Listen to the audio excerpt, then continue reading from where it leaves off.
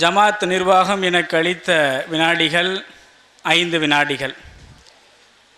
பைத்துல் மாலிற்கு ஆமாம் சரி இல்லை அவ சொல்லிட்டா பக்கத்துலேருந்து. என்னை பார்த்தோன்னே முகத்தில் எதுவும் ரொம்ப ஹார்டாக தெரிஞ்சா என்னன்னு தெரியல. மிகப்பெரிய ஒரு பழமைவாதியாக இருப்பார் போல், மைக்கை பிடிச்சா விடமாட்டார் அப்படிங்கிறது ஹாஜியாருக்கு எப்படியே தெரிஞ்சு போச்சு போல். அதனால் முன்கூட்டியே சொல்லிட்டாப்புல. இருந்தாலும் எனக்கு அவ்வளோவெல்லாம் பேச தெரியாது. ஒரு சாதாரண சின்ன பையன்தான். என்னையை கொண்டாந்து மேடையில் ஏற்றி விட்டு பேசுன்னு சொன்னீங்க. சரி நானும் ஏதோ எனக்கு 2 தெரிஞ்சிருக்கும் அப்படிங்கிறத இந்த யூடியூப்பு அதை எதை பார்த்து கற்று வச்சுக்கிட்டு பின்னால் மனப்பாடம் பண்ணிக்கிட்டே உட்காந்துருந்தேன். நான் பேச நினைச்சது எல்லாத்தையும் நம்ம இதற்கு முன்னால் பேசிய ஹஜரத் அவர்கள், அதாவது எப்படி சொல்கிறது, நாம் பிற்பட்டு கிடப்பது முதல் BMW காரை எப்படி கைவாழ்வது அப்படிங்கிற விதம் வரைக்கும் மிக தெளிவாக கல்வியினுடைய அந்த மகத்துவத்தை ஆழப்படுத்தி கூறிவிட்டு சென்றிருக்கின்றார்கள். இந்த சமூகம் இன்றளவும் பிற்படுத்தப்பட்டு கிடப்பதற்கு மிகப்பெரிய ஒரு காரணமாக இருப்பது நம்மிடையே இருக்கக்கூடிய கல்வியினுடைய வீழ்ச்சி தான். இதற்கு முன்னால் பேசிய நம்மளுடைய கமாண்டர் சொன்னாங்க, ஆவணத்தினுடைய மகிமையை மிக தெளிவாக கூறினார்கள். கேட்கும்போது மிகப்பெரிய ஒரு சந்தோஷமும் மிகப்பெரிய ஒரு பாராட்ட வேண்டிய ஒரு சந்தர்ப்பமும் எனக்கு கிடைச்சிருக்கு அப்படிங்கிறத இந்த நேரத்தில் நான் உங்கள் அனைவருக்கும் ஆவண ஜமாத்தார்களுக்கு நன்றியையும் பாராட்டுகளையும் தெரிவிச்சுக்கிறேன். ஒரு 3 நிமிஷம் மட்டும் கடன் எக்ஸ்ட்ரா கொடுத்துருங்க வச்சிருத்துங்க. ஏன் அப்படின்னா நீ கொடுத்து தான் ஆகணும். பைத்துல் மால் நடத்துறதுக்கு நபி அவர்களே கடன் வாங்கியதாக காலையில் பேசிய உலமா பெருமக்கள் மிக தெளிவாக சொன்னாங்க. ஸோ இளைஞரினுடைய அடுத்த கட்ட நிகழ்வு, அவர்களினுடைய வெற்றி பயணம் அடுத்ததாக இருக்கும் பட்சத்தில் அவர்களுக்கான வழிகாட்டியாக முன்னோடியாக இருக்கக்கூடிய இந்த சின்னஞ்சிறு இளைஞன் இவர்கள் மத்தியில் பேசும் பொழுது அவர்களுக்கான வாய்ப்பு பிரகாசமாக இருக்கும் என்பதாக நான் நினைக்கின்றேன். இருக்குமா? இளைஞர்கள் அதிகமாக இருக்கீங்கன்னு நினைக்கிறேன். இருக்குமா? இருக்கும். செவிக்கு உணவில்லாத போது சிறிது வயிற்றுக்கு ஈயப்படும் என்கின்றது வள்ளுவம். அப்படிப்பட்ட காலையிலிருந்து நீங்கள் அரும்பசி, என்னுடைய பசிக்கு மிக தெளிவான உணவை மதியம் கொடுத்தீர்கள், இன்னும் இரவு நேரத்தில் கொடுப்பதாக அறிவித்தீர்கள், காத்திருக்கிறேன். அந்த உணவை விட மேன்மையான கருத்துக்களையும் ஹதீதுகளையும் இங்கே இருக்கக்கூடிய உலமா பெருமக்கள் நமக்கு முன்னால் வீட்டு சென்றிருக்கின்றார்கள் விதைகளாக. அப்படிப்பட்ட அந்த கருத்துக்களின் விதையை முளைக்க வைப்பதும் அதை மரமாக்குவதும் விருட்சகம் செய்வதும் நம்முடைய கையில் தான் இருக்கின்றது. இப்படிப்பட்ட வாய்ப்புகள் எல்லாம் கிடைக்குமா? கொஞ்ச நேரத்துக்கு மேலே அறிவிச்சாங்க, மின்னால வாங்க அப்படின்னு. ஏதாச்சும் ஒரு பொது மேடை, ஒரு பொது அரங்கத்தில் மின்னால வாங்க அப்படிங்கிற வேடை கேள்விப்பட்டிருக்கோமா? கேள்விப்பட்டதே இல்லை. தள்ளி போங்க முதல்ல, ஏன் இங்கே வந்து உசுரை வாங்குறியா அப்படிங்கிற கருத்து தான் மேலும். மின்னால வாங்கன்னு உங்களை முன்னுக்கு கூப்பிடுறான். நிச்சயமாக இந்த கருத்துக்களை எல்லாம் நாம் நம்முடைய செவியில் எடுத்து இந்த செவியில் விட்டுட்டு போயிடக்கூடாது. குறிப்பாக மதியம் நடந்த அந்த ஈவெண்ட்ல பார்த்தோம்னா பெண்களுக்கான நிகழ்ச்சி மிகச் சிறப்பாக நடந்தது. மிகவும் பாராட்டுக்குரிய பெண்கள் 2 ஆலிமா பெருமக்கள் வந்து மிகச் சிறப்பாக அவர்களுடைய கருத்துக்களை வாரி வழங்கினார்கள். ஏனென்றால் பெண்களுடைய சமூகம் இன்று எப்படி இருக்கின்றது, நாம் எப்படி பார்க்கின்றோம், எப்படி வளர்க்கின்றோம். 10வது முடிச்சாச்சா, சரி ஒரு நல்ல மாப்பிள்ளையா பார்த்து எங்கேயாச்சும் இருந்தா சொல்லுங்கடி. அடி ரம்ஜானு பக்கத்தில் நல்ல மாப்பிள்ளை இருந்தால் சொல்லிட்டு, என் பொண்ணு 10வது முடிச்சுட்டா அடுத்த கல்யாணம் தான் பண்ணணும் அப்படிங்கிற நிலை தான் நம்மகிட்ட இருக்கு. சரி பையன் 12வது முடிச்சிட்டானா, அடி முபாரக்கு 12வது முடிச்சிட்டான், படித்தது போதும்டா, ஃபாரினில் விசா டிக்கெட் எதுவும் கிடச்சிச்சுன்னா எடுத்துட்டு நல்லபடியாக வெளிநாட்டுக்கு போய் சம்பாரிச்சுட்டு பிள்ளையா சமத்தா இருடா. இதுவா வாழ்க்கை? இதற்காகவா நாம் அர்ப்பணிக்கப்பட்டிருக்கின்றோம்? ஒருபோதும் இல்லை. இந்த சமூகத்தில் அஜர்த்து கூறியது போல கல்வி மட்டுமே நம்மளை முழுமை பெற செய்யும். கல்வியினால் மட்டுமே நாம் அடுத்த கட்ட பயணத்தை மிகச் சிறப்பானதாகவும் வெற்றி அடைந்ததாகவும் நாம் பயனுள்ளதாகவும் ஆக்கிக் கொள்ள முடியும். அப்படிப்பட்ட கல்வியை நான் கற்றதின் காரணமாகத்தான் இன்று சிறுவனாக இருந்தாலும் கூட மிகப்பெரிய அறிஞர்கள் இருக்கக்கூடிய சபையில் எனக்கும் நேரம் ஒதுக்கி இருக்கின்றார்கள். அந்த கல்வி என்னை மேல்மேடை செய்திருக்கின்றது. இப்படிப்பட்ட கல்வியை நாம் தேடி பெற வேண்டாமா? பெறணுமா வேணாமா? அதற்காக உழைக்க வேண்டிதான் இத்தனை பெரிய ஜாம்பவான்களும் அறிஞர்களும் மேதைகளும் இங்கே வந்து உங்களுக்கெல்லாம் மிகப்பெரிய ஒரு ஆதங்கத்தை கொட்டி தீர்த்து கொண்டு போயிருக்கின்றார்கள். இப்படிப்பட்ட ஆதங்கத்தை எல்லாம் நீங்கள் எடுத்து தங்கள் வீட்டில் இருக்கக்கூடிய பெண்களையும் சிறுமிகளையும் மாணவ செல்வங்களையும் நல்ல கல்வி நிலைக்கு உயர்த்துங்கள். அத்தோடு மட்டும் இல்லை, ஒரு டிகிரி படிச்சா போதும் அப்படின்லாம் நிப்பாட்டிடாதீங்க. கல்விக்கு இலக்கு என்பதே கிடையாது. ஏதோ ஒரு இலக்கு வச்சிருக்காங்க, PhD அப்படிங்கிற ஒரு இலக்கு. அந்த இலக்கை நான் அடைஞ்சிட்டேன், இந்த இன்ஷா அல்லாஹ் துஆ செய்யுங்க, இந்த வருஷத்துல முடிச்சிருவேன். இப்ப கல்விக்கு இலக்கு இல்லை, இருந்த போதிலும் இலக்காக இருக்கக்கூடிய ஒரு இலக்கை நாம் அடைய முயற்சிக்க வேண்டும். நம்முடைய பிள்ளைகள் எல்லாரும் பச்சை மை பயன்படுத்தக்கூடிய பிள்ளைகளாக உருவாக்குங்கள், தயவு செய்து உருவாக்குங்கள். இந்த பள்ளியில எவ்வளவோ எதற்கெல்லாம் செலவு பண்ணிட்டு இருக்கோம், கல்விக்காக பெருந்தொகையை செலவிடுங்கள். இன்று எங்க பள்ளியில எங்க அத்தா உறவின் முறை ஹிதாயத்துல் அத்தா அவர்கள் எங்க பள்ளியில இதே போன்ற ஒரு பைத்துல் மால் ஆரம்பிச்சு வச்சாங்க. அவர்கள் போட்ட அந்த சிறிய விதையானது இன்று விருட்சகமாக வளர்ந்து கொண்டிருக்கின்றது. எத்தனையோ ஏழை எளிய மாணவர்களுக்கு மிகப்பெரிய ஒரு கல்வி தொண்டாட்டிக்கிட்டு இருக்கோம். எந்த ஒரு விஷயமா இருந்தாலும் சரி, கல்விதான் முதல்ல நிற்கிது. இதற்கு முன்னால் பேசும்போது நம்மளுடைய ஹஜரத் அவர்கள் பேசினாங்க, எதுல எல்லாத்துலயும் நம்ம பின்தங்கி இருக்கோம். சாதாரண ஒரு ஆதார் கார்டுலேருந்து ஓட்டர் கார்டு இதெல்லாம் முதல்ல திருத்துங்க. பிள்ளைகளுக்கு பேர் வைப்பது, இந்த பேன் கார்டு, இந்த பர்த் சர்டிஃபிகேட், பிறப்பு இறப்பை பதிவு செய்யணும், இந்த சாதாரணமான விஷயங்கள், அடிப்படையான விஷயங்கள் எல்லாம் முதல்ல நம்ம திருத்திக்கிட்டு வாங்க. இதெல்லாம் திருத்திட்டோம் அப்படின்னா நம்மளுடைய சமுதாயம் இன்னும் ஒரு 10-15 வருடங்கள்ல மிகப்பெரிய ஒரு உயர்வை எட்டும் அப்படிங்கிற நம்பிக்கை நமக்கு இருக்கு. சரிங்களா? பைத்துல் மால் ஆரம்பிக்க வந்திருக்காங்க, ஆரம்பிச்சு இங்கே சிறப்பாக நடத்திக்கிட்டு இருக்கதாகவும் கேள்விப்பட்டேன். உங்களுடைய பைத்துல் மால் மிகச் சிறப்பான ஒரு அங்கீகாரத்துக்கு அடுத்த கட்ட நகர்வுக்கு செல்லணும் அப்படிங்கிறத இங்கே இருக்கக்கூடிய உலமாக்கள் சார்பாக என் சார்பாகவும் முதல்ல பிரார்த்திக்கின்றேன். அத்தா சொன்னாங்க, பைத்துல் மால் ஆரம்பிக்கும் போது பல பிரச்சனை இருக்கு, வரத்தான் செய்யும். மகாத்மாவை இந்த உலகம் சாதாரணமாக மகாத்மாவை ஏற்றுக்கிடுச்சா? எவ்வளோ பெரிய அடி வாங்குச்சு. அவர் மகாத்மா ஜெயிலில் இருக்கும் பொழுது வெள்ளக்காரன் என்ன பண்ணிட்டான், ஏறி பூட்ஸு காலில் உதஞ்சிட்டான். உதஞ்சோன்னு அந்த கால் பூட்ஸு கால் நெஞ்சில் பட்டுருச்சு. பட்டோன்னு அந்த கால் தரம் அப்படியே பதிஞ்சிருச்சு. இது அவர் மகாத்மா பெருசாக எடுத்துக்கல.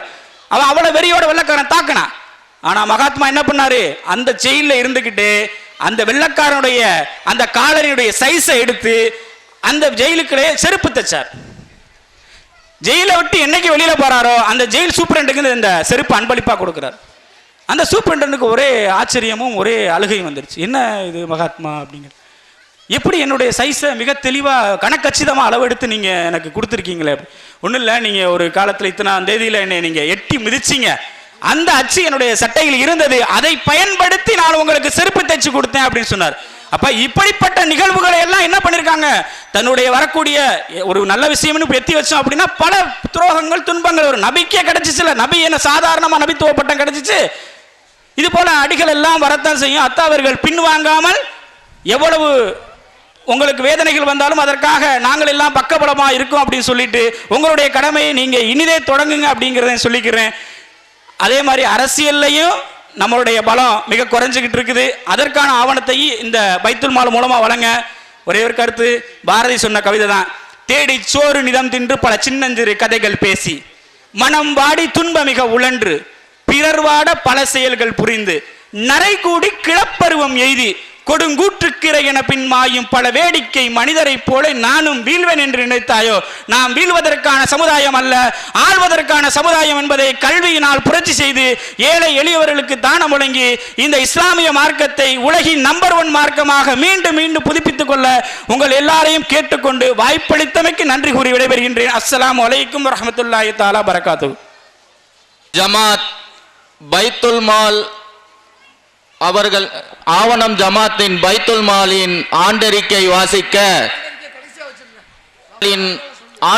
வாசிக்க ஜனாப் MS அப்துல் ரஹ்மான் அவர்களை அன்புடன் அழைக்கின்றோம்.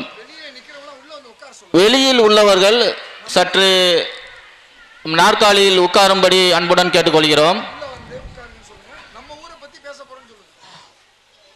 அடுத்தபடியாக ஒரு தகவல், ஒரு பவர் பேங்க் ஒன்று கிடைச்சிருக்கு. அது யார் உரிமையாளரோ அவங்க வந்து இங்கே மேடையில் பெற்று செல்லவும். Power bank. அஸ்ஸலாமு அலைக்கும். ஆவணம் ஜமாத்தார்கள் மற்றும் பைத்துல் மால் இணைந்து நடத்தும் புனித ரமலானே வருக நிகழ்ச்சி சிறப்பாக நடைபெற்று கொண்டிருக்கிறது. ஆவணம் பைத்துல் மால் மூலம் நடைபெற்று கொண்டு இருக்கும் நலத்திட்டங்கள் பற்றி பதிவு செய்கிறேன். பைத்துல் மால் ஆரம்பித்த 5 வருடங்கள் ஆகிறது. ஆரம்பித்த 2 வருடங்கள் செயல்பாடு குறைவாக தான் இருந்தது. கடைசி 3 வருடங்கள் தான் தொடர்ச்சியாக அதிகமான செயல்பாட்டோடு செயல்பட்டு வருகின்றது. அதில் செய்த நலத்திட்டங்கள் பற்றி இப்பொழுது பதிவு செய்கிறேன். வட்டியில்லா கடனாக 97 நபர் பயன்பெற்று கொண்டு உள்ளார்கள். அதற்கு பயன்படுத்திய தொகை 23,95,000. 3 நபர்களுக்கு நம்ம பைத்துல் மால் மூலம் வீடு கட்டி கொடுக்கப்பட்டுள்ளது. ஒரு குடும்பத்திற்கு வீடு கட்ட வீட்டுக்கடன் வழங்கப்பட்டது. அதனுடைய மதிப்பு 1,00,000. வறுமை கோட்டிற்கு கீழ் வாழும் 80 குடும்பத்திற்கு ஜக்காத் வழங்கப்பட்டுள்ளது. அதனுடைய தொகை 3,29,000. தொழில் செய்ய 20 நபர்களுக்கு நமது பைத்துல் மால் மூலம் பண உதவி செய்யப்பட்டுள்ளது. அதனுடைய தொகை 5,55,745. நமது ஜமாத்தை சேர்ந்த 3 விதவை பெண்களுக்கு அவர்களது பொருளாதாரம் மேம்பட கறவை மாடுகள் வழங்கப்பட்டுள்ளது. அதனுடைய மதிப்பு 1,04,500. வறுமையால் வாடும் ஒரு குடும்பத்திற்கு அவர்களது பொருளாதாரம் மேம்பட 2 ஆடுகள் வாங்கி கொடுக்கப்பட்டுள்ளது. அவசர மருத்துவ உதவிகள் நமது பைத்துல் மால் மூலம் 20 நபர்களுக்கு செய்யப்பட்டுள்ளது. அதனுடைய தொகை 5,49,000. திருமண உதவி 5 நபர்களுக்கு செய்யப்பட்டுள்ளது. 67,000. நமது பைத்துல் மால் மூலம் 11 மாணவர்கள் பள்ளி மற்றும் கல்லூரிகளில் கல்வி கற்றுக்கொண்டு உள்ளார்கள். அவர்களுக்கு இதுவரை நம்ம பயன்படுத்திய தொகை 5,60,000.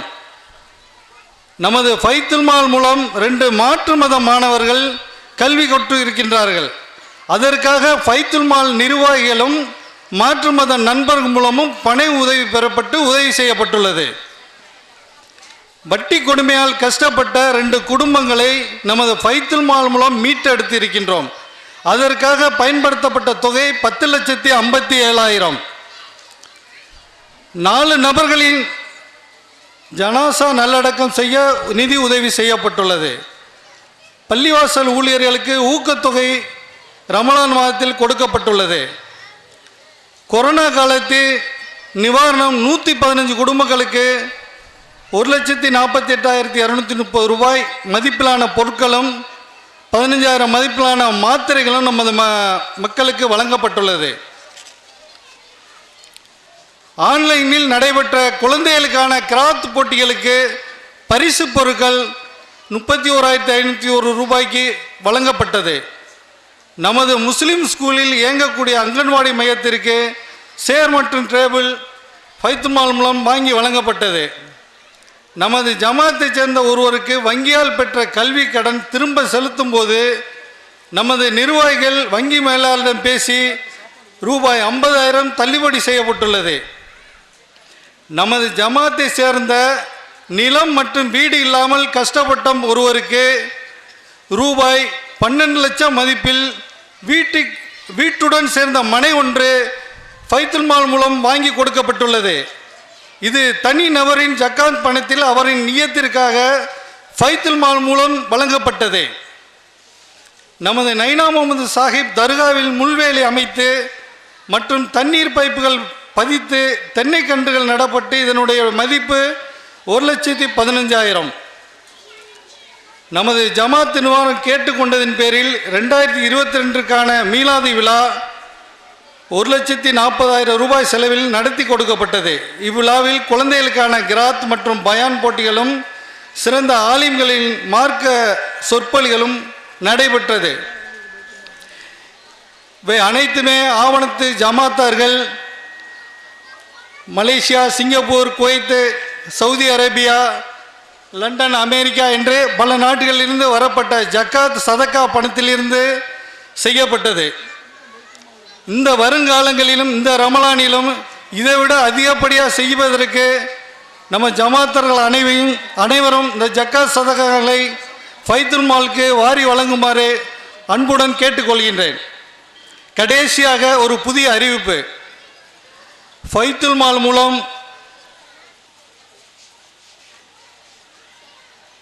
முதியோர் ஓய்வு ஊதியம் பென்ஷன் திட்டம் 25 நபர்களுக்கு பைத்துல் மால் மூலம் மாதம் கொடுக்கப்படும் என்று இப்பொழுது ஒரு அறிவிப்பு செய்கிறோம். இது வருகின்ற நோன்பு பெருநாள் வருகின்ற நோன்பில் ஆவணம் ஜமாத் தலைவர் முன்னிலையில் இந்த முதியோர் ஓய்வு திட்டத்தை துவக்கி வைப்போம் என்று உறுதி கூறுகிறோம். இந்த பைத்துல் மாலுக்கு அதிகப்படியான உதவிகளை, நிதி உதவிகளை செஞ்ச நம்ம ஜமாத்தார்கள் அனைவருக்கும் அவங்களுடைய ஜக்காத் சதக்காக்களை வாரி வழங்கியதன் மூலமாகத்தான் இந்த நிகழ்ச்சியை சிறப்பாக நம்ம இந்த நலத்திட்டங்களை செஞ்சுருக்கோம். இதை விட சிறப்பாக செய்கிறதுக்கு வர்ற வருஷங்களில் வர்ற நோன்புகளில் நிறையா செய்யுங்க. இதுக்காக உதவி இதுக்காக செயல்படுறதுக்கு பைத்துல் மால் முழுமையாக அர்ப்பணிப்பு செய்கின்றோம். இதில் அதாவது எதுக்காக அனுப்புகிறாங்களோ அதுக்காக தான் செலவு செய்வோம். இப்போ ஜக்காத்துக்காக அனுப்புகிறாங்கன்னா ஜக்காத்து எதுக்கு பயன்படுத்துகிறோமோ அதுக்கு மட்டும்தான் கொடுக்கப்படும். சதக்காக செய்யக்கூடிய செயல்களை அதுக்காக பயன்படுத்துகிறோம். இப்போ நாங்கள் ஒரு வேலையாக கிளம்புறோம் அப்படின்னாலும் எங்களுடைய அந்த பைத்துல் மாலுடைய நிர்வாகிகள் அவங்களுடைய இண்டிவிஜுவல் செலவில் தான் அந்த செலவுகளை பார்ப்போம். வந்த நோக்கம் எதுக்காக வந்துச்சோ அதுக்கு மட்டும்தான் அந்த பணத்தை பயன்படுத்துகிறோங்கிறத உறுதி கூறி விடைபெறுகிறேன். அஸ்ஸலாமு அலைக்கும். وقال الله تعالى في القرآن العظيم يا أيها الذين آمنوا كتب عليكم الصيام كما كتب على الذين من قبلكم لعلكم تتقون صدق الله العليم.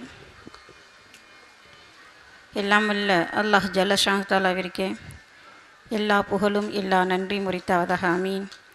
அவனுடைய ஸலவாத்தும் சாந்தியும் ஹபீப் முஹம்மது ஸல்லல்லாஹு அலைஹி வஸல்லம் அவர்கள் மீதும் அவருடைய குடும்பத்தார்கள் சத்திய சஹாபாக்கள் மீதும் நம் மீதும் எல்லாம் வல்ல அல்லாஹு தஆலா அருள்வாளிப்பானாக ஆமீன். அனைவருக்கும் அஸ்ஸலாமு அலைக்கும் வரஹ்மத்துல்லாஹி தஆலா வபரகாத்துஹு.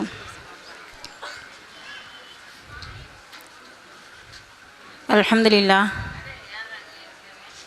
அல்லாஹுடைய விஷயத்திற்காக இங்கு நம் அனைவரையும் ஒன்று கூடி அல்லாஹு தஆலா உட்கார வைத்திருப்பதை பார்க்கும்போது ரொம்ப நாம் அல்லாஹ்வுக்கு ஷுக்ர் செய்ய வேண்டிய கடமைப்பற்றவர்களாக இருக்கிறோம். பார்க்கவே ரொம்ப சந்தோஷமாக இருக்கிறது. பல சிரமங்களுக்கு மத்தியில், பல வேலைகளுக்கு மத்தியில் தியாகம் செய்து நாம் இங்கு அமர்ந்திருக்கக்கூடிய இந்த நேரமெல்லாம் கண்டிப்பாக இன்ஷா அல்லாஹ் நாளை மறுமையில் நமக்கு பிரயோஜனம் தரும். நம்முடைய அமல் நாமாவிலே நன்மை செய்த நல்லடியார்களுடைய பட்டியலில் இன்ஷா அல்லாஹ் நாம் எல்லாம் வருவோம். அல்லாஹு தஆலா இந்த புனிதமான மஜ்லிஸிலே அமர்ந்ததின் காரணமாக நம்முடைய பாவங்களை மன்னிப்பானாக. நம்முடைய கவலைகள் கஷ்டங்களை நீக்கி அல்லாஹு தஆலா நிம்மதியான ராஹத்தான வாழ்க்கையை எல்லா மக்களுக்கும் நசீபாக்குவானாக. நாளை மறுமையிலே இதே போன்று ரசூல் ஸல்லல்லாஹு அலைஹி வஸல்லம் அவர்களோடு சுவனத்தில் இருக்கக்கூடிய பாக்கியத்தையும் தந்தருள்வானாக. ஆமீன். நம்ம கடைசி நேரத்தில் இருக்கிறனால நிறைய பேர் பேசணும்னு ஆசை. அதிலும் குறிப்பாக பெண்களாகிய நமக்கு தேவையான விஷயங்கள் நிறையா கேட்க வேண்டியது இருக்குது. இருந்தாலும் சில விஷயங்களை மட்டும் சொல்லிக்கொள்கிறோம். புனிதமான ரமலான் மாதத்தை நோக்கி நாம் அமர்ந்திருக்கிறோம்.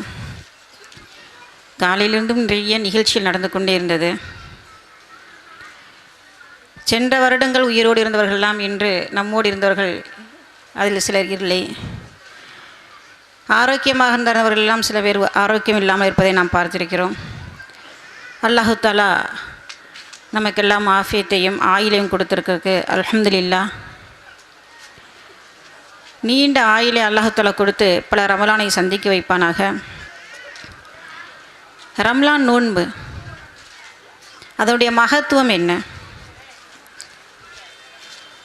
எவ்வளோ பெரிய ஒரு மகத்தான ஒரு பொற்குவியலான ஒரு மாதம் நம்மிடம் வந்து கொண்டிருக்கிறது. நாம் நெருங்கி கொண்டிருக்கிறோம். அதில் நாம் கவனக்குறைவாக இருந்து நன்மைகளை இழந்து விடாமல் நம்முடைய வாழ்க்கையை தூக்கி நிமிர்த்தக்கூடிய அத்தனை பொற்குவியல்களும் அதுக்குள்ளே இருக்கிறது. அதை அறிந்து அந்த மாதத்தில் இன்ஷா அல்லாஹ் நாம் செய்யக்கூடிய அமல்கள், நம்முடைய உழைப்புகள், நம்முடைய பிரார்த்தனைகள், நம்முடைய குடும்ப வாழ்க்கையவே இந்த உலகத்திலே மாற்றி கொடுக்க வேண்டும். இன்ஷா அல்லாஹ் மறுமையிலும் மாற்றி கொடுக்க வேண்டும். அதை எப்படி அமைத்து கொள்வது? திட்டங்கள் நிறைய போடுகிறோம். நாம் எல்லாம் திட்டங்கள் போடாத வாழ்க்கைகள் கிடையாது. பள்ளிக்கு குழந்தையை சேர்க்க வேண்டுமென்றால் எப்படி ஃபீஸ் கட்டுவது, ஒரு திருமணம் முடிக்க வேண்டுமென்றால் எப்படி திருமணம் முடிப்பது.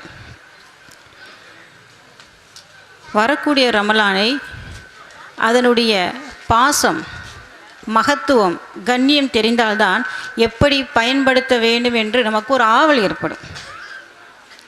நீண்ட நாள் பிரிந்திருந்த ஒரு கணவர் வெளிநாட்டிலிருந்து வருகிறார் என்றால், ஒரு மாதத்துக்கு முன்பு செய்தி கிடைத்தால் நாட்களை எண்ணிக்கொண்டே இருப்போம். தன் குழந்தையாக இருந்தால் எண்ணிக்கொண்டே இருப்போம். என்று வரும், எப்போ பார்ப்போம், என்ன பேசணும். ஆசைகள் கோட்டைகள் யாரும் சொல்லித்தர வேண்டியது கிடையாது. அது போன்றுதான் ரமலான் நமக்கு நம்மளுடைய மாதம், நமக்காக கொடுக்கப்பட்டிருக்கு. நாம் எல்லா நன்மைகளையும் அள்ளுவதற்காக அல்லாஹ் சிறப்பாக அந்த மாதத்தை நமக்கு கொடுத்துருக்குறான். எப்படி வரவேற்பது? ரசூல் ஸல்லல்லாஹு அலைஹி வஸல்லம் அவங்க சொல்லுவாங்க, மன் ஸ்வாம ரமலான ஈமானன் வ இஹ்திசாபன்.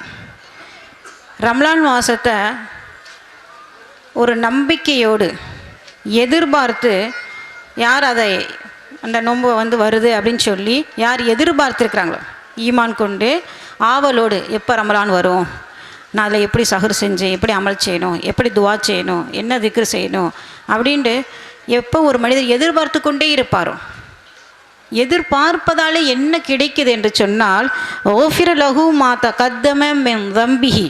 சுப்ஹானல்லாஹ், நம்முடைய பாவங்கள் எல்லாம், முன்னாடி செஞ்ச பாவங்கள் எல்லாம் மன்னிக்கப்படுகிறது என்று ரசூல் ஸல்லல்லாஹு அலைஹி வஸல்லம் சொல்லியிருக்கிறார். எவ்வளோ குற்றங்கள்! மற்றவர்கள் மனதை கஷ்டப்படுத்துவது, பொய் சொல்லுவது, தொழுகையை வீணாக்கி வச்சுருப்போம், கணவருக்கு கோபத்தை உண்டு பண்ணி வச்சுருப்போம். இதெல்லாம் மார்க்கத்தில் செய்யக்கூடாது என்று சொல்லியிருக்கிறார்களோ அத்தனை செயல்களையும் செய்து வைத்திருப்போம். அல்லாஹு தஆலா நம்மை கழுவி சுத்தப்படுத்துவதற்காக கொடுக்கப்பட்ட ஒரு மாதம். நமக்கு அவ்வளோ பெரிய ஒரு நியமத்தை அல்லாஹ் கொடுத்துருக்கான். எப்போ மௌத்தோர் என்றே சொல்ல முடியாது. ஒரு மனிதனுடைய பாவம் இருக்கிற வரையும் அந்த இதயத்தில் இறை எச்சம் ஏற்படாது, நன்மையின் பக்கம் நாட்டம் வராது, தொழுகையில் ஆசை வராது, நல்ல குணத்தில் இஷ்டம் வராது. நாம் ஒரு விஷயத்தை காதில் கேட்டிருப்போம், ஏன் நம்மளால் செய்ய முடிய மாட்டேங்குது?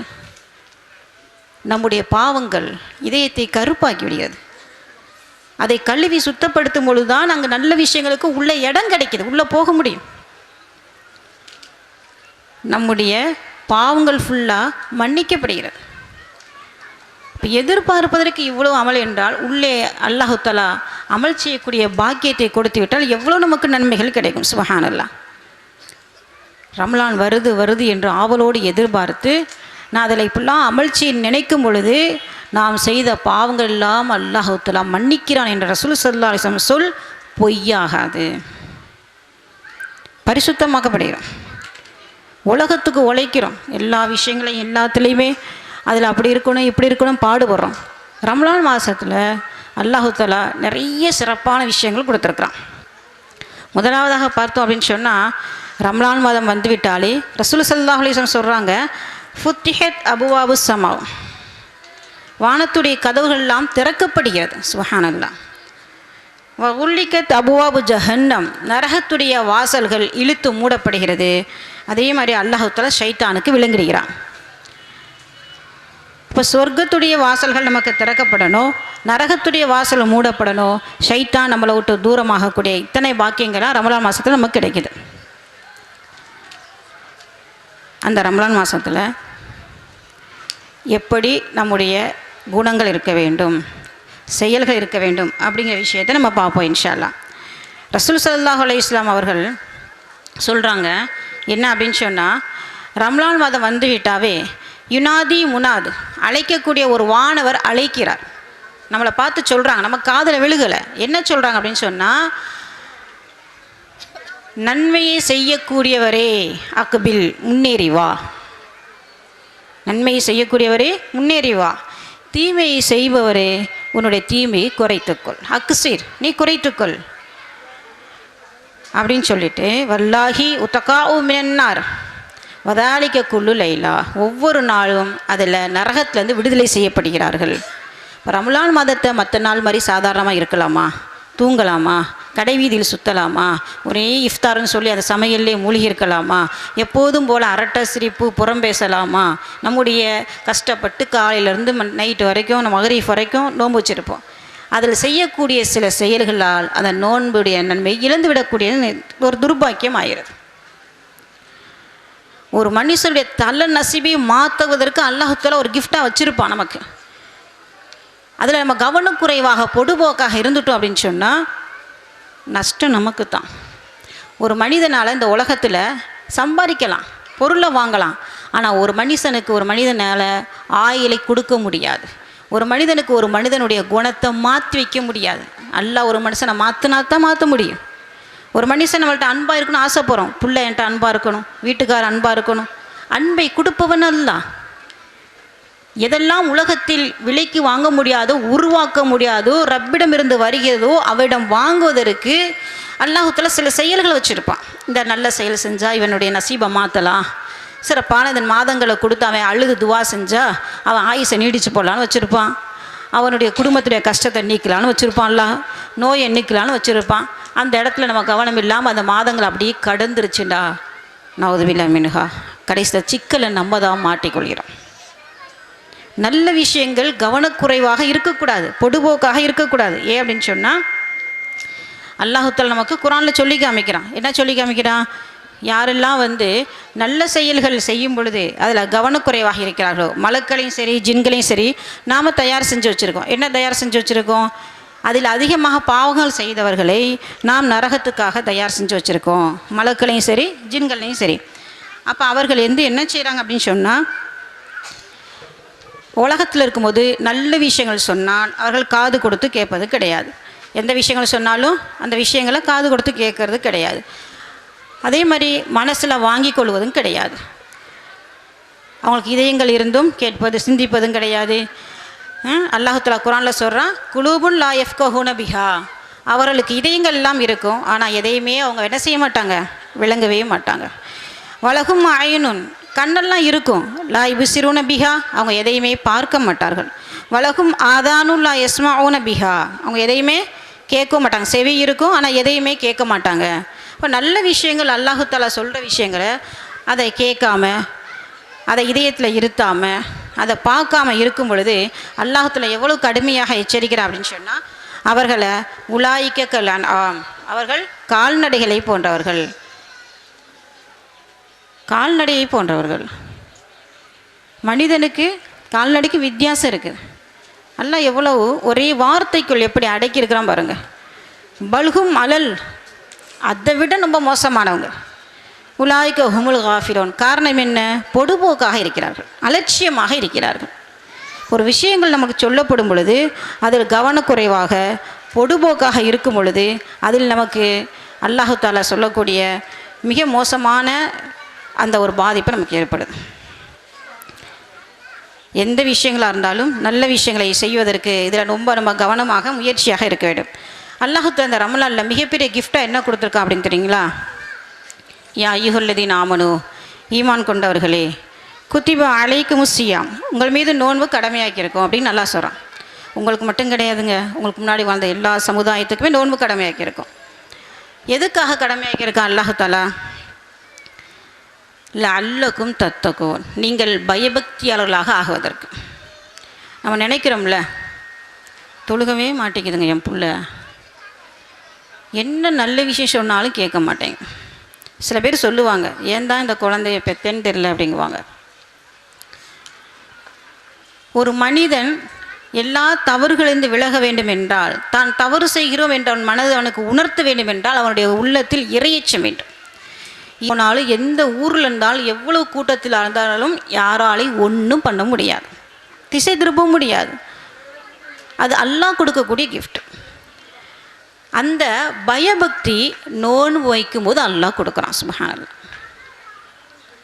இந்த ஒரு மாதம் நம்ம நோன்பு வைக்கிறனால அல்லாஹ்தாலா நம்மை பயபக்தியாளர்களாக அல்லாஹ்தாலா ஆக்குறான்.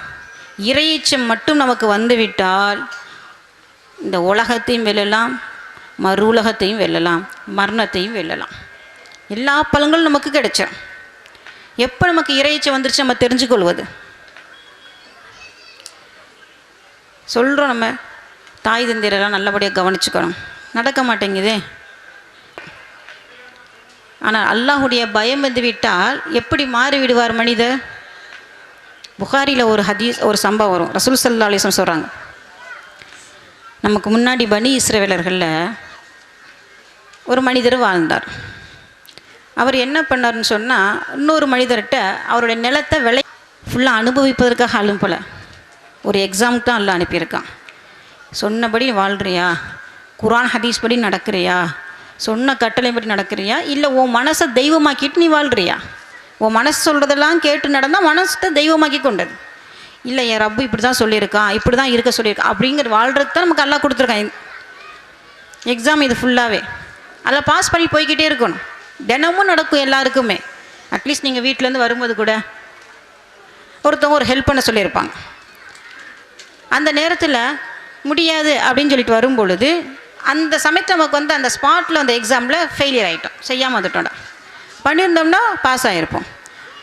அல்லது எங்கேயா ஒரு ஃபங்க்ஷன் போயிட்டு வர்றோம், நைட் 2 மணி 3 மணிக்கு வர்றோம், அசந்து தூங்கிடுறோம், ஃபஜ்ருக்கு பாங்க சொல்லுது,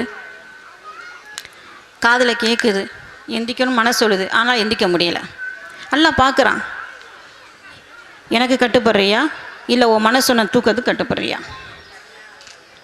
உடனே நம்ம பயந்து, அல்லாவுக்கு பயந்து எந்திரிச்சு என் ரப்பிட்ட பேசணுமே, வணங்கணுமே, ஆசையோடு எந்திரிச்சு தொழுதுட்டோம் அப்படின்னு சொன்னால் அல்ஹம்துலில்லாஹ் பாஸ் ஆகிட்டோம்.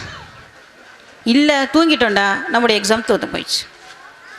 இப்படி தினமும் நமக்கு காலையிலேருந்து இரவு வரையும் இரவிலையும் நமக்கு நடந்து கொண்டே இருக்கிறது, விதவிதமாக நடக்கிறது. ஒவ்வொரு மனிதனுக்கும் ஒவ்வொரு மாதிரியான சோதனைகள் நடந்து கொண்டு தான் இருக்கிறது. அது மாதிரி அல்லாஹ் தஆலா அந்த மனிதர் வாங்கிட்டார் நிலத்தை.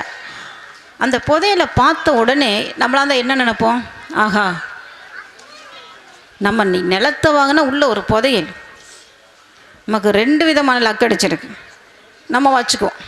அந்த மனைவியிட்ட சொல்லவும் மாட்டோம், தெரிஞ்சால் பிடுங்கிடுவாருன்னு பயந்துக்கிட்டு மறைக்க நினைக்கும். இது ஒரு மனிதனுடைய உலகத்து மீது ஆசை கொண்டது. இறையச்சம் உள்ள மனிதராக இருந்தால் எப்படி இருக்கும் மனசு? அந்த பாடத்தை தான் ரசூல் ஸல்லல்லாஹு அலைஹி வஸல்லம் சொல்லி காமிக்கிறாங்க. அவங்க அதை எடுத்துட்டு வித்த மனிதர்கிட்ட தூக்கிட்டு போகிறாங்க. யார் நிலத்தை வாங்கினாரோ அதுக்குள்ளே இருக்க அந்த புதையலை பார்த்து அவருடைய மனசு அதில் வந்து ஆசைப்படலை, அதை பெருசாக நினைக்கலை. அந்த நிலத்தை வித்தவிடம் ஒப்படைக்க வேண்டும் அப்படின்னு கொண்டு போகிறாங்க. எதுக்காக கொண்டு போனார்? நம்மளை போல் இதயம் உள்ள மனுஷன் தானே, நம்மளை போல் ஆசை உள்ள மனிதர் தானே, அதை தாண்டி ஏன் கொடுக்க போகிறாங்க? அல்லாஹுடைய அன்பை பெறுவதற்காக, அல்லாஹ் மீது கொண்ட பயத்தின் காரணமாக, நாளைக்கு சொர்க்கத்தில் நல்ல நிரந்தரமாக இன்பத்தை அடைய வேண்டும், இது அழியக்கூடிய உலகம் என்று அந்த உள்ளமர்களுக்கு உணர்த்தியதால் அதை எடுத்துகிட்டு போகிறாங்க. கொண்டு போய் அவங்கள்ட்ட என்ன செய்கிறாங்க, இந்தாங்க உங்கள்கிட்ட உங்களுடைய நிலத்தில் இந்த புதையல் இருந்துச்சு, உங்களுக்குள்ளதும் கொடுக்குறாங்க. சுப்ஹானல்லாஹ், வித்தவரும் அல்லாஹுடைய பயம் உள்ள மனிதராக இருக்கிறாங்க. அவர் என்ன சொல்கிறாரு, நான் வித்துட்டா நிலமும் உங்களுக்கு சொந்தம், அது நிலத்துக்கு கீழே உள்ளது உங்களுக்கு சொந்தம், நான் வாங்க மாட்டேன் அப்படிங்கிறாங்க. இவர் சொல்கிற இல்லை நான் நிலத்தை தான் வாங்கினேன், நான் புதையலை வாங்கலை, இது உங்களுக்கு உள்ளது, நீங்கள் வச்சுக்கோங்க. இதெல்லாம் இந்த காலத்தில் நமக்கு பார்க்க முடியுமா? வீட்டுக்குள்ள ஒன்றாக பிறந்து வளர்ந்த அண்ணன் தம்பிக்கு மத்தியில் பிரிவு. அந்த தாய் பார்க்கிறார், தான் வளர்த்து ஆளாக்கிய மகன்கள் பெரிதாக வளர்ந்து நிற்கிறார். அண்ணன் தம்பிக்கு மத்தியில் பேச்சுவார்த்தை இல்லை, அக்கா தங்கச்சி மத்தியில் பேச்சுவார்த்தை இல்லை. இதுகளுக்கு இடையில மாட்டிக்கிட்டு அந்த தாய் முழிக்கிறாங்க. இறையச்சம் இல்லாததால், தீன் இல்லாததால், எங்கு உறவை சேர்த்து வாழ்ந்தால் அவருக்கு சொர்க்கம் கிடைக்கும் என்று சொன்னாங்களோ ரசூல் ஸல்லல்லாஹு அலைஹி வஸல்லம், அந்த ஹதீஸை உடைச்சு இந்த உலகத்திலேயே பிரிஞ்சு வாழக்கூடிய எத்தனையோ குடும்பத்தை பார்க்குறோம். யாரோடு சேர்ந்து உறவுகளோடு சேர்ந்து வாழ்ந்தால் உனக்கு ஆயுள் நீடிக்கும் என்று ரசூல் ஸல்லல்லாஹு அலைஹி வஸல்லம் சொன்னார்களோ, நாம் என்ன வேணால் ஹெல்த்தான சாப்பாடு கொடுக்கலாம், ஆனால் ஒரு நிமிடம் கூட நம்மளால் விலைக்கு வாங்கி கொடுக்க முடியாது, டாக்டராலையும் கொடுக்க முடியாது. ஆனால் என்ன செய்கிறோம், உறவுகளை துண்டித்து ஆயுள் குறைந்து போகிறது.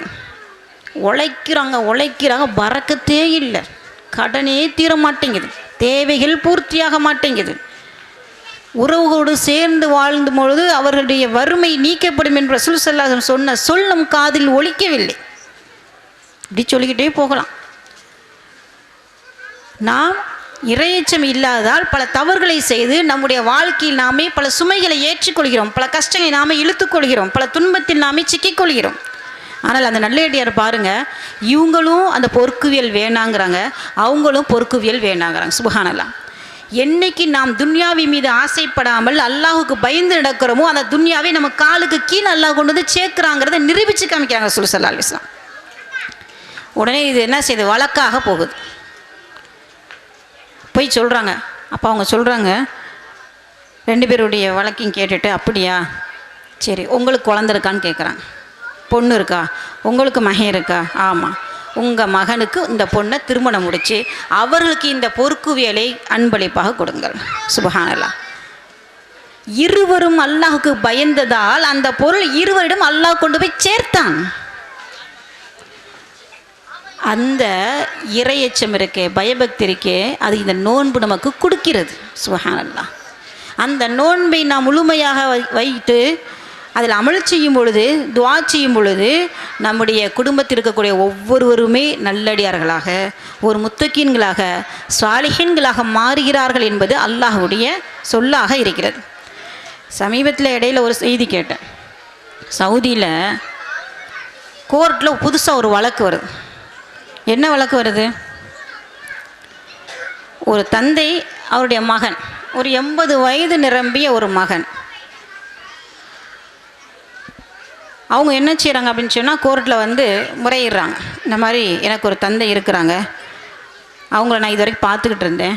இப்போ என் தந்தையை என்னுடைய சகோதரன், என்னோடய தம்பி வந்து அவரை நான் கொண்டு போய் பார்க்குறேன்னு சொல்கிறாரு, நான் அனுப்ப மாட்டேங்கிறாரு.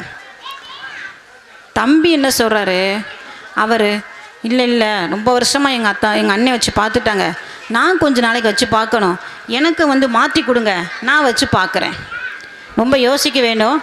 இன்றைக்கெல்லாம் குடும்பத்தில் பார்த்தா நான் தான் வச்சு பார்க்கணுமா அம்மாவை, நான் தான் அத்தா வச்சு பார்க்கணுமா, ஏன் நீ பார்க்க மாட்டியா? நன்றாக யோசிக்க வேண்டும். நம்முடைய கணவருடைய தாயும் தந்தையும் நம் கணவருக்கு ஹக்காக இருக்குது. நம்முடைய கணவர் சொர்க்கத்துக்கு போகணும் அப்படின்னு சொன்னால் அவங்க தாய் தந்தையை நல்லபடியாக கவனித்தாதான் அவங்கள சொர்க்கத்துக்கு போக முடியும். நாம் நம்முடைய கணவரை மட்டும் பார்த்தோன்னா அவங்களுக்குள்ள ஹக்கு அவங்க செய்யாத பொழுது அப்போ அந்த தண்டனை அனுபவிக்கிற மாதிரி ஆயிடும். நமக்கு தீன் இல்லாதனால் நிறைய இடங்களில் சருகி போய் விடுகிறோம். இப்போ என்ன ஆயிடுறாங்க, 2 பேருமே இப்படி ஒரு வழக்கு கொண்டு வந்து சொல்கிறாங்க.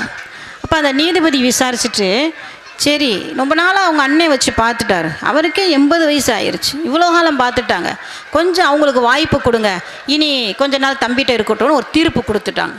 கேட்ட உடனே அழுகுறாங்க, அப்படியே அழுகுறாங்க. என்னுடைய சுவனத்துடைய ஒரு பாதையை நீங்கள் அடைத்து விட்டீர்கள் என்று சொல்கிறாங்க.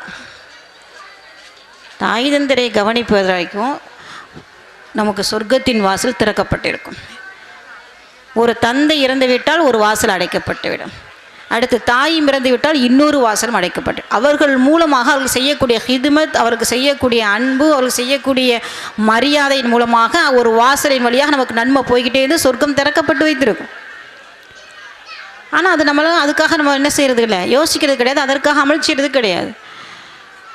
அவரே அசந்து போய் அழுதுட்டார், என்ன தீர்ப்பு கொடுப்பது என்று தெரியாது. அப்போ அல்லாஹுடைய அந்த பயம் ஏற்பட்டதால், அந்த மறுமை மீது கொண்ட ஆவலால் இறையச்சம் உள்ள நல்லடியார்கள் நல்ல செயல் செய்வதற்கு எப்படி ஆசைப்படுகிறார்கள் அப்படிங்கிறதுக்கு ரொம்ப அழகான விஷயங்கள் நடந்து கொண்டு தான் இருக்குது. இப்போ இந்த இறையச்சங்கள்லாம் அல்லாஹு தஆலா இந்த ரமலான் மாதத்தில் கொடுக்குறான். அதே மாதிரி பார்த்திங்கன்னு சொன்னால் பாவங்கள் மன்னிக்கக்கூடிய மாதமாக இருக்குது, அல்லாஹ்வுடைய ரஹ்மத்தை பெறக்கூடிய மாதமாக இருக்கிறது, நரகத்திலிருந்து விடுதலை பெறக்கூடிய மாதமாக இருக்கிறது, குர்ஆன் இறக்கப்பட்ட மாதமாக இருக்குது. இது அதிகமாக குர்ஆனை ஓதக்கூடியவர்களாக நம்ம இருக்கணும். இறையச்சம் இருந்தால் எல்லா விஷயமும் பேணுதலாக இருப்போம். அபூ ஹனீஃபா ரஹ்மத்துல்லாஹி அவங்க ஒரு கடை வச்சுருந்தாங்க. அவங்க இல்லாத சமயத்தில் அவங்க வேலைக்காரங்க என்ன செஞ்சாங்க அப்படின்னு சொன்னால் அந்த வியாபாரம் பார்த்துட்டு இருந்தாங்க. அப்போ வந்தப்போ ஒரு மனிதருக்கு இவங்க ஒரு பொருளை, ஒரு ஆடையை விற்றுருந்தாங்க. வந்தோடனே சொல்கிறாங்க, இந்த மாதிரி இந்த ஆடையை விற்றுட்டேன், எப்போ அந்த ஆடையில் ஒரு குறை இருந்துச்சு, அதை சொன்னியா அப்படிங்கிறாங்க. நம்ம ஒரு நோம்பில் ஒரு ட்ரெஸ்ஸை வாங்கிட்டு வந்தோடனே பக்கத்து வீட்டில் இதோட அழகாக வச்சுருந்தா, அந்த ட்ரெஸ் அழகாக இருக்குது, இதை வாங்கிட்டு வந்துட்டோமே, இது யார் தலையில் போய் தள்ளலாம், ஒன்று வேணான்னு சொன்னால் அதை வர்ணித்து யார் தலையில் தள்ளிட்டு அந்த பணத்தை வாங்கிட்டு அப்பாடா ஒரு வழியாக போயிடுச்சு, இப்போ நமக்கு வாங்கிடலாம். துனியாவின் ஆசை மிகைத்து நம்ம உள்ளத்தை அல்லாஹ் பார்க்குறான். என்ன நினைக்கிறோம், என்ன செய்கிறோம், எல்லா விஷயத்தையும் அல்லாஹ் கண்காணித்து கொண்டே இருக்கிறான். அப்போ அந்த அல்லாஹ்வுல என்ன செய்கிறான் அப்படின்னு சொன்னால், இப்படி நாம் கெட்ட எண்ணம் வைக்கும் பொழுது நம்முடைய பொருள் எப்படி பறக்கத்து ஏற்படும்? ஏற்படாது. அவங்க என்ன செய்கிறாங்க, இப்படி குறையுள்ளதை எப்போ சொல்லாமல் விற்றுட்டேன் அப்படின்ட்டு அந்த பணத்தை எவ்வளோக்கு விற்றேன், 20 திர்ஹம்க்கு விற்றேன், கொண்டாந்த பணத்தை. அவர் அடையாளம் என்ன கேட்டுட்டு அபூ ஹனீஃபா ரஹ்மத்துல்லாஹி அலைஹி அவங்க என்ன செய்கிறாங்க அப்படின்னு சொன்னால், அவரை தேடி தேடி தேடி போய் அந்த ஊருடைய எல்லை வரைக்கும் போயிட்டாங்க. அங்கே போய் பார்த்தா அந்த மனிதரை நிற்கிறார், கண்டுபிடிச்சிட்டாங்க. ஏப்பா, இந்த ஆடையில் ஒரு குறை இருக்குது, சொல்லாமல் விற்றா, சிந்தாப்பா உன் பணத்தை நீ வச்சுக்க அப்படின்னு சொல்லி சொல்கிறாங்க. அதை வாங்கின அந்த மனுஷன் உடனே பக்கத்தில் அந்த கிணத்துல தூக்கி போட்டுறான் காசை. போட்ட அந்த மனிதர் என்ன சொன்னார் தெரியுங்களா? போலி நாணயத்தை, நான் உண்மையான ஒரு நாணயத்தை கொடுக்கல, போலி நாணயத்தை கொடுத்து ஏமாற்றி நான் வாங்கினேன். அதை கூட நீங்கள் கவனிக்காம என்ன தேடி ஒரு அஸ்ஸலாமு அலைக்கும். தற்பொழுது ஆண்களுக்கான இசாவின் இமாம் ஜமாத் நடைபெறும். இசாவின் இமாம் ஜமாத்தில் ஆண்கள் அனைவரும் கலந்து கொள்ளும்படி கேட்டுக்கொள்கிறோம். பேசுங்கம்மா.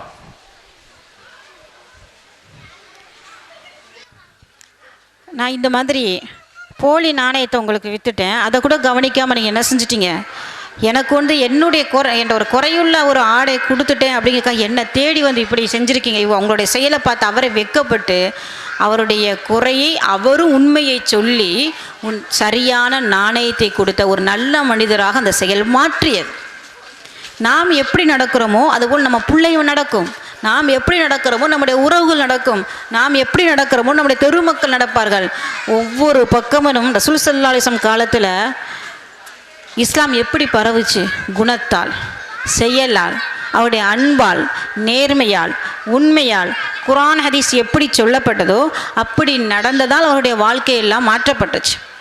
இப்போ நம்முடைய வாழ்க்கையில் இந்த ஒரு இறையச்சு நமக்கு வேணும். இது எப்போ கிடைக்கும்? நமக்கு இந்த நோன்பு வைப்பதால் தான் இந்த இறையச்சு நமக்கு கிடைக்கும்.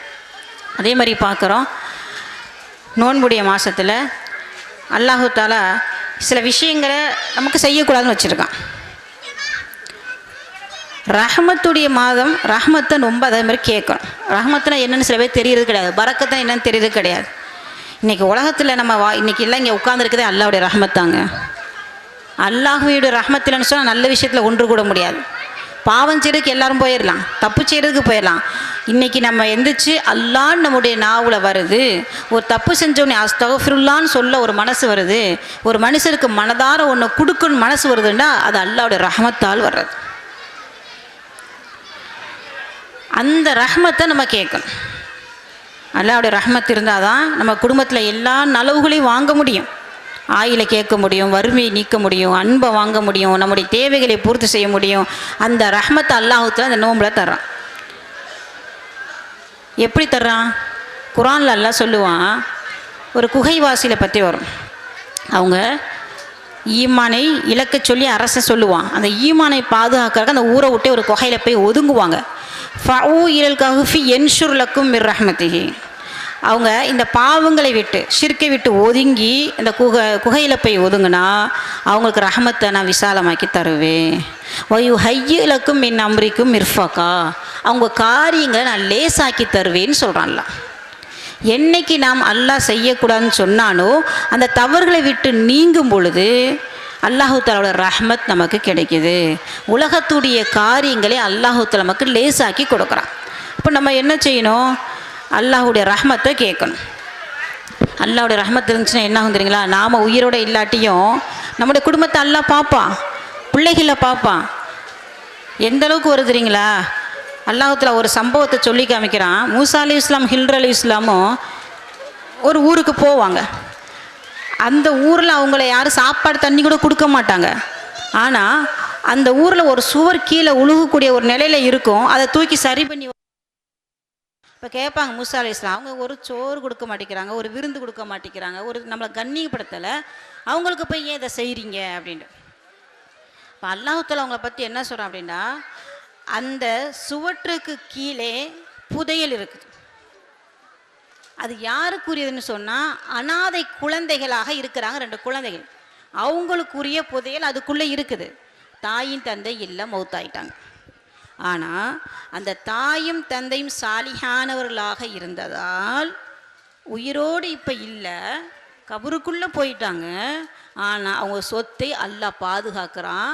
இப்போ அதை கண்ணுக்கு தெரிஞ்சால் மற்றவங்க எடுத்துருவாங்க. அதை நீங்கள் சுகத்தை சரி பண்ணி வையுங்க. அவர்கள் பருவ வயதை அடைந்த பின்னாடி அதை அவங்க எடுத்துக்கொள்வார்கள் என்று இது என்னோடய ரஹ்மத்லேருந்து வந்ததுங்கிறான் அல்லாஹ் தாலா. வாழ்க்கையை செட் பண்ணுவதற்கு நாம் மண்டையை பிச்சுக்க வேண்டிய அவசியம் இல்லை. நாம் அல்லாஹ்வுக்கு பணிஞ்சு நடந்து அல்லாஹ் நம்ம வாழ்க்கையை உயர்த்திக்கிட்டே போவான். எங்கெங்கே தட்டணுமோ அங்கே தட்டுவான் அல்லாஹ். யார் யார் நமக்கு இடைஞ்சல் தரவங்க ஸ்பாட்டில் நிப்பாட்டுவான். என்ன ஆபத்து அவன் தடுத்து நிற்பான். நம்ம யாரையும் பிடிச்சி நிற்க வேண்டிய அவசியம் கிடையாது. போய்கிட்டே எங்கள் டக்குன்னு தடுக்கி உழுகுறோம். உழுக போகிற நமக்கு தெரியவா செய்யுது? அல்லாஹ்வுக்கு தெரியும் என்ன நடக்குன்னு. என்ன ஆபத்து வரப்போகுது என்று அல்லாஹ்வுக்கு தெரியும். என்ன நோய் வரப்போகுது என்று அல்லாஹ்வுக்கு தெரியும். எப்போ மௌத்தாக போகிறோம் என்று அல்லாஹ்வுக்கு தெரியும். யாருக்கு தெரியுமோ அந்த ரப்பிடம் மட்டும் நாம் பற்றி பிடித்து பிரார்த்தனை செய்யும் பொழுது, பயந்து நடக்கும் பொழுது அல்லாஹ் நம்முடைய வாழ்க்கையை ஜெகஜோதியாக ஆக்கி வைப்பான். எல்லா கஷ்டங்களும் இன்ஷா அல்லாஹ் தான் நீக்கி வைப்பான். அப்படிப்பட்ட மிகப்பெரிய ஒரு ரஹ்மத்தை நம்ம என்ன செஞ்சிடணும், விட்டுறக்கூடாது. அல்லாஹ்ட்ட கேட்கணும், அல்லாஹ் அந்த ரஹ்மத்தை கொடு. ஒரு ரஹ்மத்தால் நான் எல்லா பலன்களையும் அடையணும். ஒன்றும் இல்லைங்க, ஒரு முன்னாடி பனி இஸ்ரேல் வாழ்ந்த ஒரு மனிதர் இபாதத் செய்தார். எவ்வளோ காலம் இபாதத் செய்தார் தெரியுங்களா? நம்மளை மாதிரி ஒரு 100 வருஷம்லாம் கிடையாது. இன்றைக்கி யாரும் 100 வருஷம் வாழ்கிறதும் கஷ்டம்தான். 500 வருடம் அல்லாஹ்வுக்கு இபாதத் செய்தார். துனியாவில் மூழ்கலை, துனியாவில் சம்பாதிக்கலை, மனுஷனோட சேர்ந்து இருக்கலை, பேசலை, சிரிக்கலை, அரட்டை. அவர் மலையில் உட்காந்துருந்தாங்க. அல்லாஹ் அவருக்கு ஒரு மாதுளை மரத்தை கொடுத்துருந்தான். அந்த மாதுளையை சாப்பிடுவார். ஒரு நீர் அருவியில் தண்ணி கொடுப்பாங்க. அப்படியே அவர் இபாதத் செய்து கொண்டே இருப்பார். சுபஹானல்லாஹ். நம்மளாம் இன்றைக்கி ஒரு 4 ரக்காயத்து தொழுவ முடியல. அடுப்பில் பால் வச்சது ஞாபகம் வருது, ரேஷன் கார்டு போகணுமே ஞாபகம் வருது, இன்றைக்கி யார் வருவாங்க ஞாபகம் வருது, இவர் ஃபோன் போட்டாரே சொல்ல மறந்துட்டேன் ஞாபகம் வருது. 500 வருஷமாக இபாதத் செஞ்சாங்க. அல்லாஹ்ட்ட கேட்டாங்க அந்த மனிதர், யா அல்லாஹ், நான் உன்னை சுஜூதில் அப்படியே உன்னை திக்ரு செஞ்சுட்டு இருந்த நிலையில் எனக்கு ரூஹ் போகணும், களிமா சொன்ன நிலையில் அப்படி. எல்லாம் கபூல் செய்தான். அதே மாதிரி அவருக்கு மரணம் வந்துச்சு. அல்லாஹ்தாலா அவர் கேட்ட மாதிரி மௌத்தை கொடுத்துட்டான். கூப்பிட்டு மறுமையில் அல்லாஹ்தாலா அவரை கேள்வி கேட்குறான், உன்னை என்னோட ரஹ்மத்தால் இவரை சொர்க்கத்துக்கு கொண்டு போங்க அப்படின்னு மலக்கள்கிட்ட அல்லாஹ் சொல்கிறான். உன்னை அந்த மனிதர் சொல்கிறாங்க, யா அல்லாஹ், அப்போ நான் 500 வருஷம் உன்னை இபாதத் செஞ்சேன், அதை கொண்டு நீ என்னை சொர்க்கத்துக்கு அனுப்பலையா அப்படின்னு நல்லா கேட்குறான். அப்படியா அப்படின்னு அல்லாஹ்தாலா இவரை கூட்டு போய் அந்த நரகத்து பக்கத்தில் கொண்டு போங்கன்னு சொல்கிறான்லாம். அவருக்கு தண்ணி தாக கடுமையாக இருக்கு. அப்போ தண்ணி கேட்குறாங்க. அப்போ அவருக்கு சொல்லப்படுது, நான் உனக்கு தண்ணி தரேன், ஒரு டம்ளர், உன்னுடைய 500 வருஷ நன்மையை கொடுத்துறியா அப்படின்னு. துடிக்கக்கூடிய அந்த சமயத்தில் அதெல்லாம் பெருசாக தெரியல. ஏன் 500 வருஷம் இதையும் எடுத்துக்கிட்டு தண்ணியை கொடுத்தா போதும் அப்படின்னு தண்ணியை வாங்கி குடிச்சிட்டாங்க. இப்போ அல்லாஹ் கேட்டவன்ட்ட என்ன இருக்குது? ஒன்றுமே இல்லையே. இழுத்து கொண்டு போய் நரகத்தில் போடுங்க. கதறார், அவர் அழுகிறார் அல்லாட்ட. அப்போ அல்லாஹ்தாலா சொல்கிறான், அல்லாஹ் என்னை மன்னிச்சிரு, ஒரு ரஹ்மத்தால் என்னை சொர்க்கத்துக்கு கொண்டு போ. அல்லாஹ் கேள்வி கேட்குறான், நீ கேட்டில 500 வருஷம், உனக்கு யார் அந்த 500 வருஷத்தை கொடுத்தது யார்? நான் தானே கொடுத்தேன். உனக்கு 500 வருஷம் ரிஸ்க்கு யார் கொடுத்தா? நான் தானே கொடுத்தேன். இப்போ உன்னை உணவு கொடுத்து, உனக்கு ஆயிலை கொடுத்து, உன்னை தொழுக வச்சு, நீ கேட்ட மாதிரி மௌத்தாக்க எல்லாம் நான் செஞ்சது தானே. என் அன்பால் தானே கொடுத்தேன், நான் பிரியப்பட்டு தானே கொடுத்தேன், என் ரஹ்மத்தால் வந்தது தானே. அப்புறம் இன்னும் நீ என்னமோ இபாதத் செஞ்ச மாதிரி சொல்கிற அப்படின்னோடனே அவர் யாரெல்லாம் ஒரு ரஹ்மத்தாலே என்னை சொர்க்கத்துக்கு கொண்டு போடி. அப்போ அல்லாஹ்வுடைய ரஹ்மத்தால் தான் இன்றைக்கி நம்ம உட்காந்துருக்கோம். அல்லாஹ்வுடைய ரஹ்மத்தால் தான் நம்மளால் தொழுக முடியும். அல்லாஹ்வுடைய ரஹ்மத்தால் தான் ஒரு உண்மை பேச முடியும். அள்ளி கொடு அப்படின்னு அல்லாஹ்ட்ட விடாமல் கேட்டு வாங்கி ஜெயிச்சிடணும் வாழ்க்கையில். இது வரைக்கும் நம்மளோட வாழ்க்கையில் உள்ளதெல்லாம் பவர் ஏற்றணும். புதிய வாழ்க்கை சமுதாயத்துக்கு முன்னாடி நம்ம வாழ்க்கையெல்லாம் அந்தஸ்து உயர்த்தி காமிச்சிடும். நம்ம கேட்குற துவா தான் அல்லாஹ்ட்ட வாங்கணும். எவ்வளோ வாங்கினாலும் நல்லா குறையாது, அள்ளி அள்ளி கொடுப்பான். சில பேர் சொல்லுவாங்க, நான் 10 ட்ரெஸ் எடுத்திருக்கேன் நோம்புக்கு, நான் 10,000 ரூபாய்க்கு எடுத்திருக்கேன், நான் 50,000 ரூபாய்க்கு எடுத்திருக்கேன். அதெல்லாம் ஃபுல்லாக அள்ளியக்கூடியது. நான் அல்லாஹ்விடம் எண்ண முடியாத அளவுக்கு ரஹ்மத்தை அள்ளி விட்டேன், எண்ண முடியாத அளவுக்கு அவன்கிட்ட பரக்கத்தை வாங்கி விட்டேன். அதில் போட்டி போடணும். எனக்கு இந்த வருஷம் எல்லாம் ஹயாத்தை கொடுத்துருக்கான், அடுத்த வருஷம் வச்சுருக்கான் இல்லைன்னு தெரியல, நான் முடிஞ்ச அளவுக்கு எனக்கு வாங்குவேன், குடும்பத்துக்கு வாங்குவேன், சமுதாயத்துக்கு வாங்குவேன், எல்லாத்துக்கும் வாங்க வேண்டிய அழுது அல்லாட்ட, யாழ்லா நான் இவ்வளோ நாள் குடும்பத்தில் வேலையே இல்லாமல் இருக்காருடா என் வீட்டுக்காரர், ஒரு ரஹ்மத்தை கொண்டு வேலையை கூறான்லா, எல்லாம் கடன் வட்டியோடு கிடக்கிறேன்னு அல்லா ஒரு ரஹ்மத்தில் கொண்டு அதை நீக்கி வைடா அல்லா அப்படின்னு என்னென்ன இருக்கும் எல்லாத்தையும் அல்லாவோட ரஹ்மத்தை கேட்டு அதை வாங்குறதுக்கு நம்ம என்ன செய்யணும் அப்படின்னு சொன்னால் முயற்சி. நிறைய சொல்லிக்கிட்டே போகலாம் ரஹ்மத்தை பற்றி. அதுக்கடுத்து இதில் நம்ம செய்யக்கூடியாத சில செயல்கள்லாம் இருக்குது. அந்த விஷயங்களை நம்ம நோன்பை செய்யக்கூடாது. என்ன அப்படின்னு சொன்னால் ரசூல் ஸல்லல்லாஹு அலைஹி வஸல்லம் சொல்கிறாங்க, அஸ்ஸியாமு ஜுன்னா, நோன்பு ஒரு கேடயம்.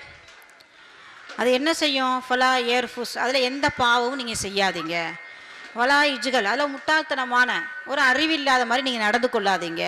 யாராவது நம்மளை சண்டை போடுறாங்க, யாராவது நம்ம திட்டுறாங்கன்னா நீங்கள் பதிலுக்கு திட்டாதீங்க, சண்டை போடாதீங்க. அவங்கள்ட்ட நல்லபடியாக நீ நடந்து கொள்ளணும். எப்படி இருக்கணும்? அவங்கள்ட்ட ஏதாவது அந்த மனித சண்டை போட வந்தால் அந்த மனிதர்கிட்ட என்ன சொல்லணும்? இன்னி சாயும் மர்றத்தை 2 தடவை சொல்லணும், நான் நோம்பாக இருக்கேன், நான் நோம்பாளியாக இருக்கேன் அப்படின்னு சொல்லிடும். அதை விட்டுட்டு நம்ம சண்டை போட்டோம் அப்படின்னு சொன்னால் அந்த நோம்பு ஃபுல்லாக முறிஞ்சு போயிடும்.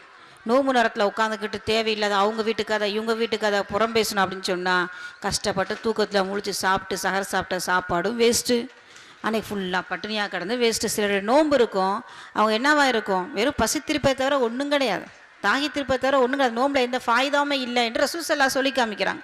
அந்த ஒரு லிஸ்ட்டில் நம்ம போயிடக்கூடாது. ரொம்ப பேணுதலாக எல்லாம் இந்த வருஷத்துலேயே ஒரு தடவை வந்திருக்கு இந்த ரமலான் மாதம், இதை நான் பத்திரமா கவனமாக இருந்து இது முழு நன்மையை நான் அனுபவிக்கணும், அதில் நான் ஒரு பணக்காரனாக மாறணும், அதில் நான் ஃபஸ்ட்டாக வரணும், எல்லா விஷயத்தையும் நான் முழுமையாக அல்லாட்ட வாங்கணும் அப்படின்ட்டு அதில் கவனமாக இருக்கணும். அப்படி இருந்தோம் அப்படின்னு சொன்னால் அந்த நோன்பு நமக்கு என்ன செய்யும்? எல்லாம் நம்ம கூட தான் ஒன்றா வளர்கிறாங்க. திடீர்னு நம்ம குடும்பத்தில் ஒரு தந்தை இறந்து போயிடுறாங்க, உறவுகளில் ஒன்று இறந்துடுறாங்கண்டா, அவரை மட்டும்தான் மண்ணுக்குள்ளே கொண்டு போய் வைக்கிறோமே தவிர அவர் கூட எதையும் கொண்டு போய் நம்ம வைக்கிறது கிடையாது, யாரும் உதவ போகிறது கிடையாது. பக்கத்தில் சுற்றி எல்லாம் நின்றாலும் உயிர் பிரியக்கூடிய அந்த சமயத்தில் வேதனை அவர் மட்டும்தான் அடைகிறாரு. என்ன நடக்குன்னு சுற்றி இருக்கிறதால ஒன்றும் புரிய முடியலை. ஆனால் நாம் இப்போ வைக்கிறோம் பாருங்கள் இந்த நோன்பு நம்ம கண்ணுக்கு தெரிவது கிடையாது. ஆனால் ரசூல் ஸல்லல்லாஹு அலைஹி வஸல்லம் என்ன சொல்கிறாங்க அப்படின்னு சொன்னால், இந்த நோன்பாகப்பட்டது நாம் ஓதக்கூடிய குர்ஆன் ஆகிறது அல்லாட்ட நமக்காக வாதாடுது. நம்ம இன்றைக்கெல்லாம் குர்ஆனை சாதாரண புத்தகமாக நினச்சி வச்சுருக்கோம், ஒரு கிதாபாக நினச்சி எடுக்கிறோம், ஓதுறோம், வைக்கிறோம், அவ்வளோதான். யாரும் வர முடியாத இடத்தில் இந்த குர்ஆன் நமக்காக நின்று பேசும் என்று எண்ணம் என்னைக்காவது நமக்கு உள்ளத்தில் ஓங்கி ஒலித்ததா? நம்ம வீட்டில் இருக்கக்கூடிய இந்த குர்ஆன் எல்லாரும் என்னை தனியாக விடும் பொழுது அது என்னை தனியாக விடாது என்று என்னைக்காவது நம்ம சிந்திச்சு பார்த்துருப்போமா? ஆனால் இன்றைக்கி நம்ம அதை தனியாக தூக்கி வச்சுருப்போம். தேவைப்பட்டால் ஃபஜ்ர் நேரத்தில் சில பேர் ஓதுவாங்க, இல்லை நைட்டில் ஓதுவாங்க, அவ்வளோதான். அந்த குர்ஆன் அல்லாஹ் கொடுத்த மெசேஜ் ஃபுல்லாக அல்லாஹ் நம்மகிட்ட பேசுகிறான், அன்பாக பேசுகிறான், மறுமையுடைய விஷயத்தை சொல்கிறான், சொர்க்கத்தை பற்றி சொல்கிறான். ஆனால் இதே நம்ம வீட்டுக்கார்ட்டேருந்து ஒரு கடிதம் வரட்டும், எங்கேயாவது தூரத்துலேருந்து ஒரு பிள்ளைகிட்டேருந்து ஒரு கடிதம் வரட்டும், அதை வாங்கி ஃபுல்லாக உட்காந்து அம்பிட்டு என்ன வேலைன்னு தூக்கி போட்டு படிப்போம். ஒரு தடவை படித்தோன்னு தூக்கி போட்டுருவோமா? திருப்பி ஒருக்கா படிப்போம், ஞாபகம் வரும்போதெல்லாம் தூக்கி வச்சு படிப்போம்.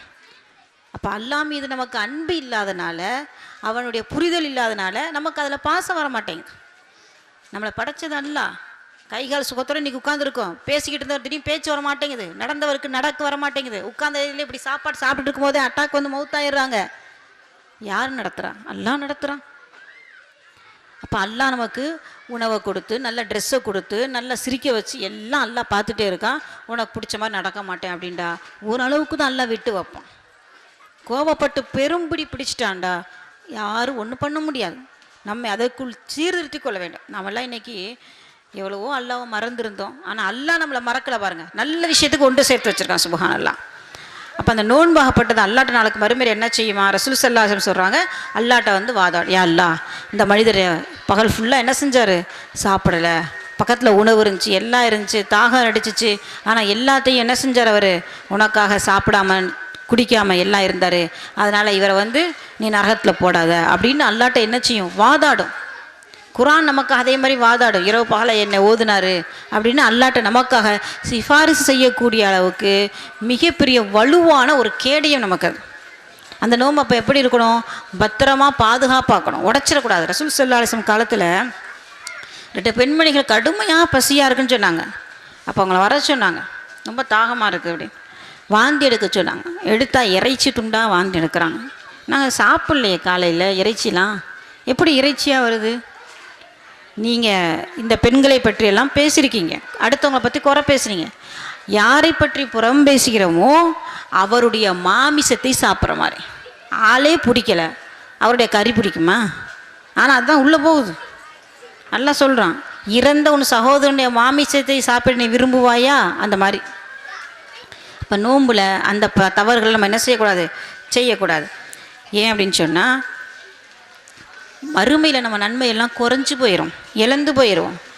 நிறைய இங்கே உட்காந்து கஷ்டப்பட்டு நைட்டெல்லாம் உட்காந்து தொழுதுருப்போம், நோன்பு வச்சுருப்போம், நமக்கே தேவை நிறையா இருக்கும், அதெல்லாம் சுருக்கிக்கிட்டு தர்மம் செஞ்சு வச்சுருப்போம். ஒரு மனுஷன் வருவானா, ரசூல் ஸல்லல்லாஹு சொல்கிறாங்க, முஃப்லிஸ்னால் யாருன்னு தெரியுமான்னு சஹாபாக்கள்கிட்ட கேட்டாங்க. இப்போ சஹாபாக்கள் சொன்னாங்க, முஃப்லிஸ்னால் யார்? எந்த பணங்காசு இல்லாத ஒரு ஏழை தான் அப்படின்ட்டாங்க. அது கிடையாது. உண்மையான ஏழை யார்? எல்லாத்தையும் ஒன்றுமே இல்லாமல் போனவர் யார் அப்படின்ட்டு விளக்குறாங்க ரசூல் ஸல்லல்லாஹு அலைஹி வஸல்லம். நம்ம கண்ணில் ஏழைண்டா என்ன, வீடு வாசல் இல்லை, நல்ல தொழில் இல்லை, பணங்காசு இல்லாட்டி ஏழை. நம்ம நபி யாரை காட்டி கொடுத்துருக்காங்க தெரியுங்களா? ஒரு மனுஷன் நாளைக்கு வருவான், தூக்க முடியாமல் நன்மையை தூக்கிட்டு வருவாளாம். சுபஹானல்லாஹ். அப்படி தூக்கிட்டு வந்த உடனே அவருக்கு பக்கத்தில் இந்த பக்கம் லைனில் ஃபுல்லாக ஆள் நிற்பாங்க. என்ன அல்லாட்ட சொல்லுவாங்க, எல்லாம் இவன் என்னை அடித்தான், இவன் என்னை திட்டுனான், இவன் என்னை அநியாயம் பண்ணான், இவன் என் பொருளை சூறையாடனா அப்படின்ட்டு இந்த உலகத்தில் நாம் என்ன பண்ணினோமோ அவ்வளவும் பதியப்படும். வாயிலிருந்து வரக்கூடிய ஒரு வார்த்தையாக இருந்தாலும் அது பதியப்படாமல் இல்லை. எல்லா விஷயமும் பதியப்படுது. ஆனால் அல்லாஹ் ரொம்ப ரஹமத் வாய்ந்தவங்க. அல்லாஹ் ரொம்ப ரஹமத் வாய்ந்தவன். எப்படி ரஹமத் வாய்ந்தவன்? ஒரு மனசுக்குள்ளே ஒரு தப்பு செய்யணும்னு நினைக்கிறோம், ஆனால் தப்பு செய்யலை. அல்லாஹ் என்ன செய்கிறான், செய்யணும்னு நினைக்கிறோம், காலையில் நாளைக்கு நல்லா போய் திட்டணும் அப்படின்னு நினைக்கிறோம், ஆனால் அதை அப்படியே மறந்துடும், விட்டுறோம். உடனே அல்லாஹ் சொல்கிறான், அவனுக்கு ஒரு நன்மை எழுது.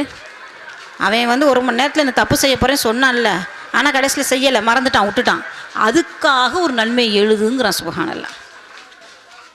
அப்படி தப்பு பண்ணிட்டோண்டா உடனே அல்லாஹ் என்ன செய்றான், ஒரே ஒரு தப்புக்கு 1 மட்டும் எழுதுங்கிறான். ஒரு நன்மை செய்யணும்னு நினைக்கிறோம், இன்ஷா அல்லாஹ் நாளைக்கு இந்த அவரை மன்னிச்சிடலாம், இந்த அவங்கள போய் பார்க்கலாம், நாளை நான் எந்திரிச்சு காலையில் தஹஜ்ஜுத் தொழுவோம், இப்படி ஒரு நன்மையான செயல் நினைக்கிறோம், ஆனால் நம்மளால் செய்யலை. ஒன்று அல்லாஹ் என்ன செய்கிறான், அவருக்கு எழுதிற நன்மையை செய்யணும்னு நினச்சார்ல மனசில், நன்மை எழுதுங்கிறான். அவர் தான் அல்லாஹ்வுடைய அன்பு. மனசுக்குள்ளே உள்ளது யாருக்கும் தெரியாது. பக்கத்தில் இருக்க உங்களுக்கு நான் என்ன நினைக்கிறேன்னு தெரியாது, நீங்கள் என்ன என்னையை பற்றி நினைக்கிறீங்கன்னு தெரியாது. ஆனால் அல்லாஹ் எல்லாத்தையும் அறிந்தவனாக இருக்கிறான். அதே சமயத்தை அந்த நன்மையை செஞ்சுட்டோம் அப்படின்டா அல்லாஹு தஆலா அதை 10லேருந்து 700 மடங்கு வரைக்கும் அல்லாஹ் நன்மையை அதிகப்படுத்துகிறான். அப்படி அன்புள்ளவனாக இருக்கிறான். அப்போ அந்த அல்லாஹு தஆலா என்ன செய்கிறான் அப்படின்னு சொன்னால், நம்ம என்ன பண்ணுறோம் என்ன செய்கிறோம் எல்லா அமலையும் அல்லாஹ் தஆலா கணக்கு பார்த்துட்டே இருக்கிறான். அப்போ அந்த மறுமையில் அந்த மனிதர் நன்மையை தூக்கிட்டு வந்தவுடனே இப்படி எல்லாம் தப்பு செஞ்ச மனிதர்லாம் நிற்கிறாங்க. இவர் யாருக்கெல்லாம் தப்பு பண்ணாரோ அவங்க எல்லாம் வழக்கு தொடுத்தோடனே இவர் நன்மையை ஃபுல்லாக வாங்கி வாங்கி அல்லாஹ் கொடுக்குறோம். அப்படியே குறைஞ்சிக்கிட்டே போய் ஒன்றுமே இல்லாமல் ஆயிடுச்சு. பார்த்தா இன்னும் ஆள் நிற்கிறாங்க. உடனே அல்லாஹ் என்ன செய்கிறான், இவர்கிட்ட இருக்க பாவத்தை எல்லாம் அவர் தலையில் தூக்கி போட்டு கடைசியில் அவர் நரகத்துக்கு போகிறார். அவர்தான் ஏழை முஃப்லிஸ் என்று சொன்னார்கள் ரசூல் ஸல்லல்லாஹு அலைஹி வஸல்லம். அந்த ஒரு துர்பாக்கியத்துக்கு நம்ம ஆளாயிடக்கூடாது நமக்கு வாழ்க்கையில். அதனால தான் ரசூல் ஸல்லல்லாஹு அலைஹி வஸல்லம் சொல்கிறாங்க, அந்த நாவை பேணிட்டா போதும் சொர்க்கம் போயிடலாம். இப்போ நோம்பு காலத்தில் யாரையும் திட்டக்கூடாது, யார்கிட்டையும் சண்டை போடக்கூடாது, யாரையும் குறை பேசக்கூடாது, நிறைய இபாதத் செய்யணும், குர்ஆன் ஓதணும். எந்த அளவுக்குன்னு சொன்னால் நஃபீஸத்துல் மிஸ்ரியா ரஹ்மத்துல்லாஹி அலைஹி, சாஃபி ரஹ்மத்துல்லாஹுடைய ஆசிரியர் அவங்க. சுப்ஹானல்லாஹ். அவங்க வரலாறுல எப்படி வருது அப்படின்னு சொன்னால், ஒரு பெண்ணு தாங்க, ஆனால் அவங்க பெரிய ஒரு ஆலிமாக இருந்தாங்க, ஒரு ஹாஃபிலாக இருந்தாங்க. அவங்கள்ட்ட பாடம் படித்தவங்க சாஃபி ரஹ்மத்துல்லாஹி அலைஹி.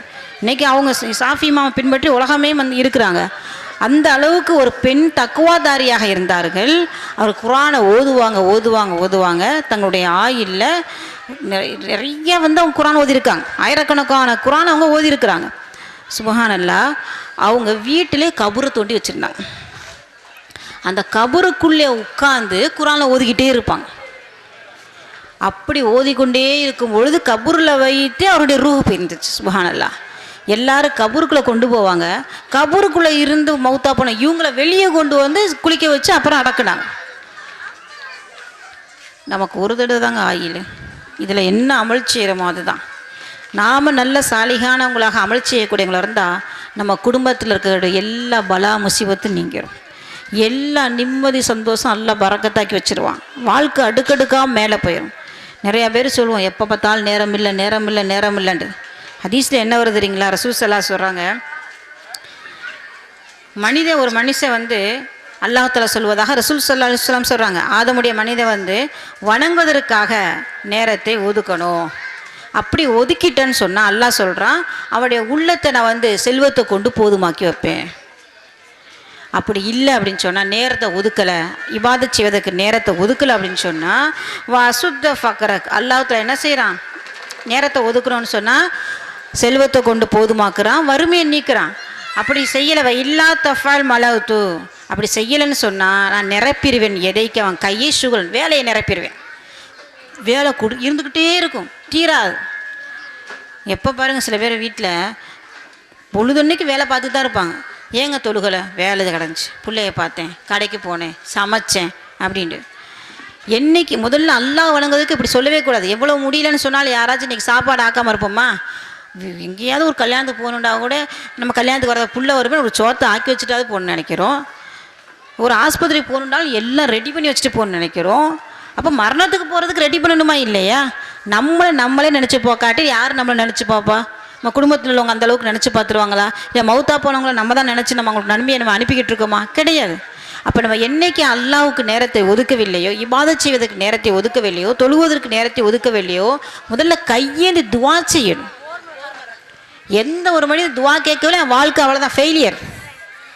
படைச்சவன்ட்டு அழுது நம்ம தலைநசிவை மாற்றலை நினச்சா அவ்வளோதான், யாராலும் நம்ம தூக்க முடியாது. கேட்காதவங்க மீது அல்லாஹ் கோபப்படுகிறான். கேட்டவர்கள்லாம் வாழ்க்கையில் மேலே வந்திருக்காங்க. ஒரு துவா தாங்க ஒரு மனுஷனுடைய வாழ்க்கை தலைநசிவே மாற்றுது. புகாரி ரஹ்மத்துல்லாஹி எழுதியிருக்காங்க பாருங்க. இன்றைக்கி உலகம் ஃபுல்லாக அவங்க கிதாபுகள் படிக்கப்படுகிறோம், ஆனால் அவங்களுக்கு கண் தெரியாது. அப்போ அவங்க தாயார் அழுது துவா செஞ்சாங்க. அல்லாட்ட சக்தி இருக்குது, அழுதாங்க, கேட்டாங்க. கது ரத்தல்லாஹு அலபுனிக்கி பசரா, அவங்களுடைய கனவுல சொல்லப்பட்டுச்சு உங்கள் மகனுக்கு பார்வை கிடச்சிருச்சுன்னு. அந்த தாய் அழுதாங்க, தான் பிள்ளைக்கு கண் பார்வை வரணும். இறையச்சத்தோடு அழுது கேட்டனா அல்லாஹ் எப்படிப்பட்ட பார்வை கொடுத்தான்? நம்மள மாதிரி டிவி பார்க்குற பார்வை கொடுத்தானா? ஃபோனில் கண்டதுகளே பார்க்குற பார்வை கொடுத்தானா? ஹராமான அந்நியான்களை உட்காந்து பார்க்கக்கூடிய பார்வை கொடுத்தானா? தேவையில்லாத பாவங்களில் நம்முடைய நேரங்களை செலவழிக்கக்கூடிய பார்வையை கொடுத்தானா? சுப்ஹானல்லாஹ், அந்த கண் பார்வையை மீண்டும் கொடுத்தான். உலக மக்களுக்கே வழிகாட்டக்கூடிய ஒளிகாட்டக்கூடிய ஹதீஸை எழுதக்கூடிய இறையச்சம் உள்ள கண்ணை கொடுத்தான் அல்லாஹ். நம்மளுடைய துவா பார்ட்ஸாக அல்லாட்ட மாற்றி கொடுக்கும். கல்வை மாற்றும், கண்ணை மாற்றும், இதயத்தை மாற்றும், எல்லா உறுப்புகளையும் நம்ம யாருக்கு புத்திமதி சொல்லி அனுப்புறதை விட அல்லாட்ட கேட்டு மாற்றிட்டோண்டா நம்ம குழந்தை நம்ம இல்லாட்டையும் தப்பு செய்யாத அளவுக்கு இறைச்சம் உள்ள பிள்ளையெல்லாம் மாற்றணும். முதல்ல நம்ம மாறணும், நம்ம அந்த சாலிஹீனான மனிதராக மாற்றணும். அந்த துவாவை இதில் என்ன செய்யணும்? அதிகப்படுத்தணும். அதிகமாக நம்ம என்ன செய்யணும்? குர்ஆன் ஓதணும். அதே மாதிரி எந்த விதமான தவறுகள் நம்ம செய்யக்கூடாது. நம்ம எந்த அளவுக்கு வந்து நோம்பில் பேணுதலாக இருக்கிறோமோ அதன் மூலம் நம்முடைய குடும்பத்தில் பெரிய ஒரு மாற்றி எடுப்பதற்கு ஒரு சின்ன உதாரணம் பாருங்கள்.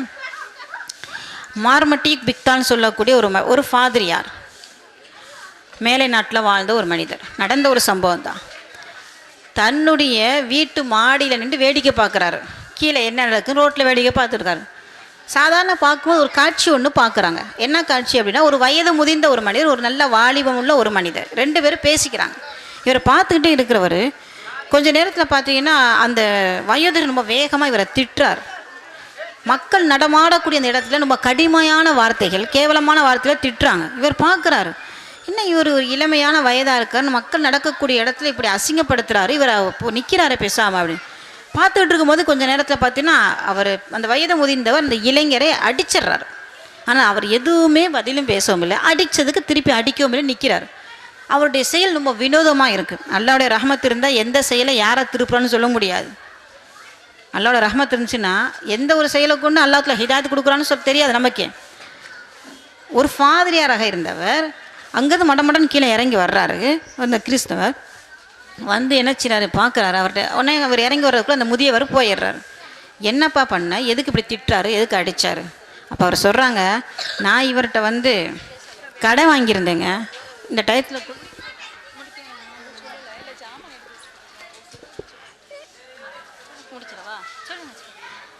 முடிச்சுட்டுங்களா கேட்டோமா? சரி, கடை வாங்கியிருந்தேன், குறிப்பிட்ட டயத்தில் நான் கொடுக்கலைங்க அப்படின்னு சொல்லி சொல்கிறாங்க. அதனால் அவர் வந்து என்னை சத்தம் போட்டார், சரி நீ தாரேன்னு தானேப்பா சொன்னேன், தரமாட்டேன்னு நான் சொன்னேன், அதுக்கு ஏன்ப்பா அப்படி அடிக்கணும் அப்படின்னு. இல்லை குறிப்பிட்ட டயத்தில் கொடுக்கணும் எங்கள் நபிசுல்லாசம் கற்றுக் கொடுத்துருக்காங்க, தப்பு என் மேலே தான், அதனால் நான் பொறுமையாக இருந்தேன். அதுக்கு ஏன் அடித்தாங்க? நீ பொறுமையாக இருக்கியே, வாலிப வயசில் உனக்கு தான் இப்போ வேகம் இருக்கும், நீ திருப்பி அடிக்கலையே.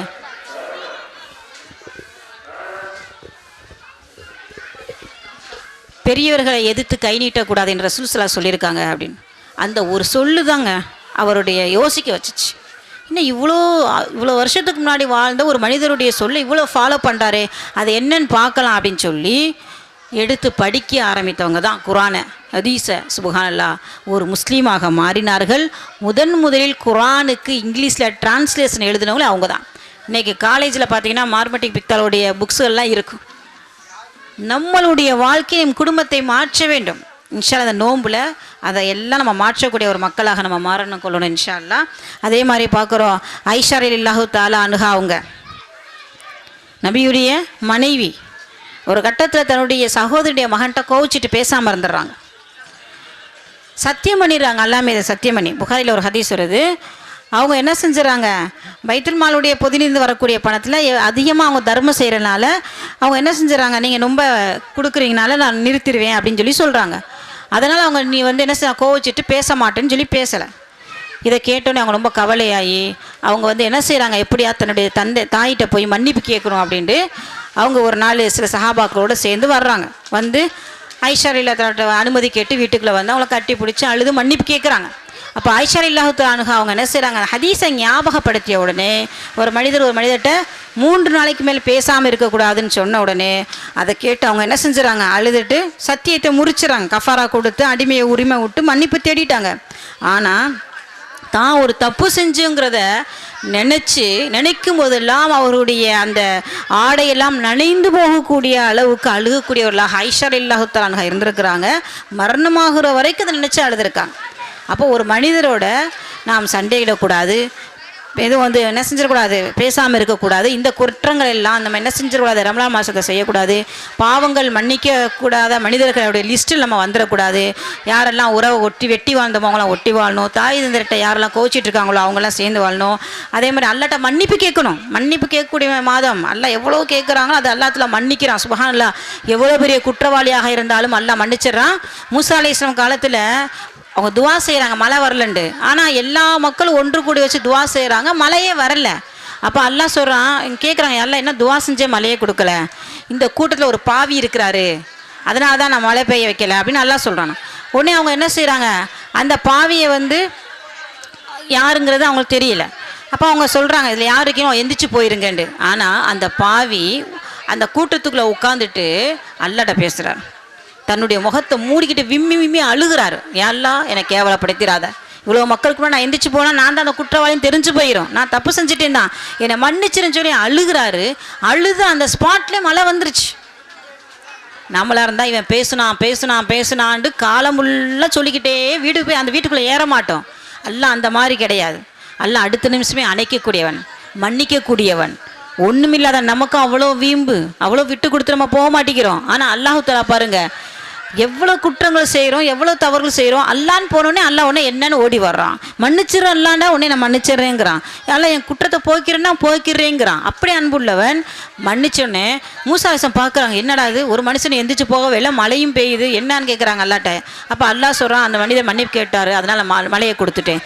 யாரில் அவர் யார் அப்போ அல்லாஹ் சொல்கிறான், அவர் நான் இவ்வளோ காலம் மறைச்சி வச்சுருந்தேன் யார் இந்த குற்றவாளியை, இப்போ நான் என்கிட்ட மன்னிப்பு கேட்ட பின்னாடி அந்த குற்றவாளியை நான் சொல்லுவேனா அப்படின்னு அல்லாஹ் கண்ணியப்படுத்தி மறைக்கக்கூடிய ரப்பு. அல்லாஹ்வின் அன்பை நாம் புரிந்தோம் என்று சொன்னால் அவனிடம் நாம் நெருங்கி கொண்டே இருப்போம். ஒவ்வொரு விஷயத்தையும் அவனுக்காக ருசித்து செய்ய ஆசைப்படுவோம், அவனுக்காகவே நம்ம வாழ ஆசைப்படுவோம். அதில் என்ன செய்யணும் அப்படின்னு சொன்னால் இன்ஷா அல்லாஹ் நிறைய மன்னிப்பு கேட்கக்கூடியவர்களாக நம்ம மாறணும். தஹஜ்ஜத் தொழக்கூடியவர்களாக மாறணும். தஹஜ்ஜத்தில் துவா செய்யக்கூடியவர்களாக இருக்கணும். நோன்பு திறக்கக்கூடிய நேரத்தில் இஃப்தாரில் உட்காந்து அதை இதை செய்யன்னு சமைக்கக்குள்ள நேரத்தை வேஸ்ட் பண்ணாமல் நோன்பு திறக்கிற நேரத்தில் நம்முடைய துவாக்கள் கபூல் செய்யப்படுது. அதை என்ன செய்யணும், நம்ம துவா செய்கிறதுக்காக நேரங்களை ஒதுக்கி உட்காந்து துவா அதிகமாக செய்யணும். தராவி தொழுகையை நின்று தொழுகணும். நோன்பு நேரத்தில் தயவு செய்து கடை விதிக்கு போகக்கூடாது. நன்மை அள்ளக்கூடிய மாதம், நன்மை செய்யக்கூடிய மாதத்தில் போய் கடைவீதியில் உட்காந்து துனியாவில் மூழ்கி அந்த லிஸ்ட் நம்ம போயிடவே கூடாது. 30 நாள் முழுமையாக பயன்படுத்தியவர்கள் லைலத்துல் கதருடைய இரவை 1000 மாதத்தை விட சிறந்த ஒரு இரவு அதில் இருக்கு. அது எந்த இரவுன்னு தெரியாது. அப்போ நம்ம என்ன சொன்ன 10 இரவுகளும் முழித்திருந்து அதை அடையணும் அடையணும் அடையணும். இன்ஷால்லா அதெல்லாம் நம்ம வந்து வாங்குறதுக்கு இன்ஷால்லா என்ன செய்யணும் அப்படின்னா, நம்ம முழிச்சிருந்து அந்த இரவுகள் எல்லாம் இபா செஞ்சு லைலத்துக்கு இரவுடைய நன்மையை நம்ம அடையணும். அதை அல்லாட துவா செய்யணும். எல்லாம் ஆயிலை நீடித்து ஒரு ரமலான் அல்ல பல ரமலானை சந்திக்க வச்சு பல ரமலானில் லைலத்துல் கதருடைய நன்மையை சந்திக்க வைக்கணும். ரொம்ப ஆவலாக எதிர்பார்ப்பது அல்லாஹ்வுக்கு பிடித்தமான ஒரு செயல். அதனால் நம்முடைய பாவங்கள் மன்னிக்கப்படுது என்று ரசூல் ஸல்லல்லாஹு அலைஹி வஸல்லம் சொல்லியிருக்கிறாங்க. நம்ம ரமலானை ரொம்ப எதிர்பார்க்கணும், வரவேற்கணும். இன்ஷா அல்லாஹ் பெரிய பெரிய பெரியார்கள்லாம் வர்றதுக்கு முன்னாடி 6 மாதமாக அழுவாங்க. அது நோன்பு வர்றதை எதிர்பார்த்துருப்பாங்க. நோன்பு முடிஞ்சு 6 மாதம் அல்லாட்ட அழுவாங்க. அதில் செஞ்ச இபாதத்தெலாம் கபூல் செய்யணும் அப்படிங்கிறதுக்காக.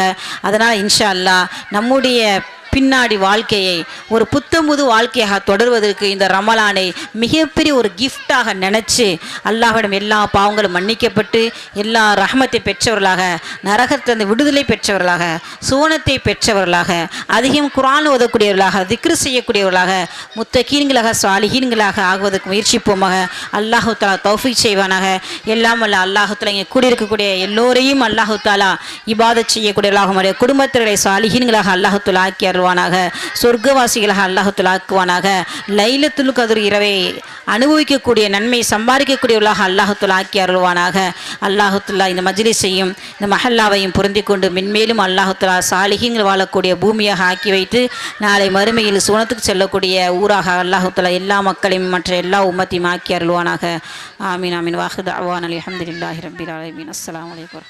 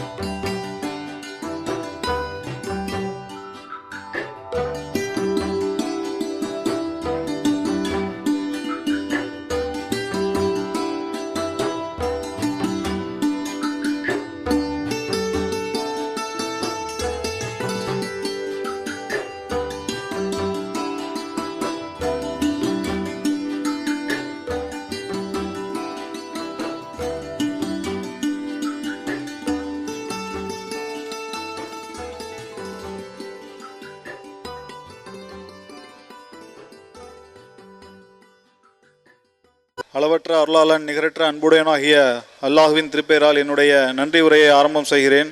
அல்ஹம்துலில்லாஹ். அஸ்ஸலாத்து அஸ்ஸலாமு அலா முஹம்மது ரசூலுல்லாஹ் அலைஹி வஸல்லம். அம்மாபாத். பாரக் அல்லாஹு லக வாரக பின் அலைக்க பின் ஹைர். என்னை நீங்கள் நினைவு கூறுங்கள், நானும் உங்களை நினைவு கூறுவேன். நீங்கள் எனக்கு நன்றி செலுத்துங்கள், நான் மரியாதை செலுத்துங்கள்.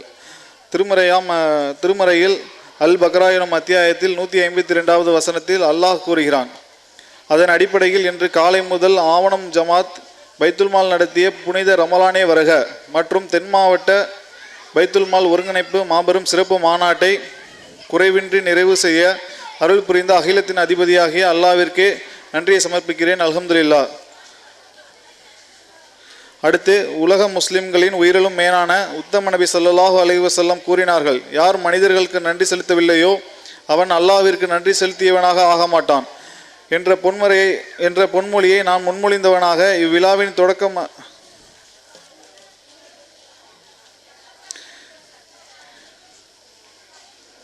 இந்த மாநாடு விழா சிறக்க பெரிதும் உதவிய இளைஞர்கள், தன்னார்வலர்கள் மற்றும் அனைத்து நல்ல உள்ளங்கள் எங்கள் மனமார்ந்த நன்றியை தெரிவித்துக் கொள்கிறோம். ஆஹிதமான அல்ஹம்துலில்லாஹி ரப்பில் ஆலமீன். அஸ்ஸலாமு அலைக்கும் வரஹ்மத்துல்லாஹி தஆலா வபரகாத்துஹு.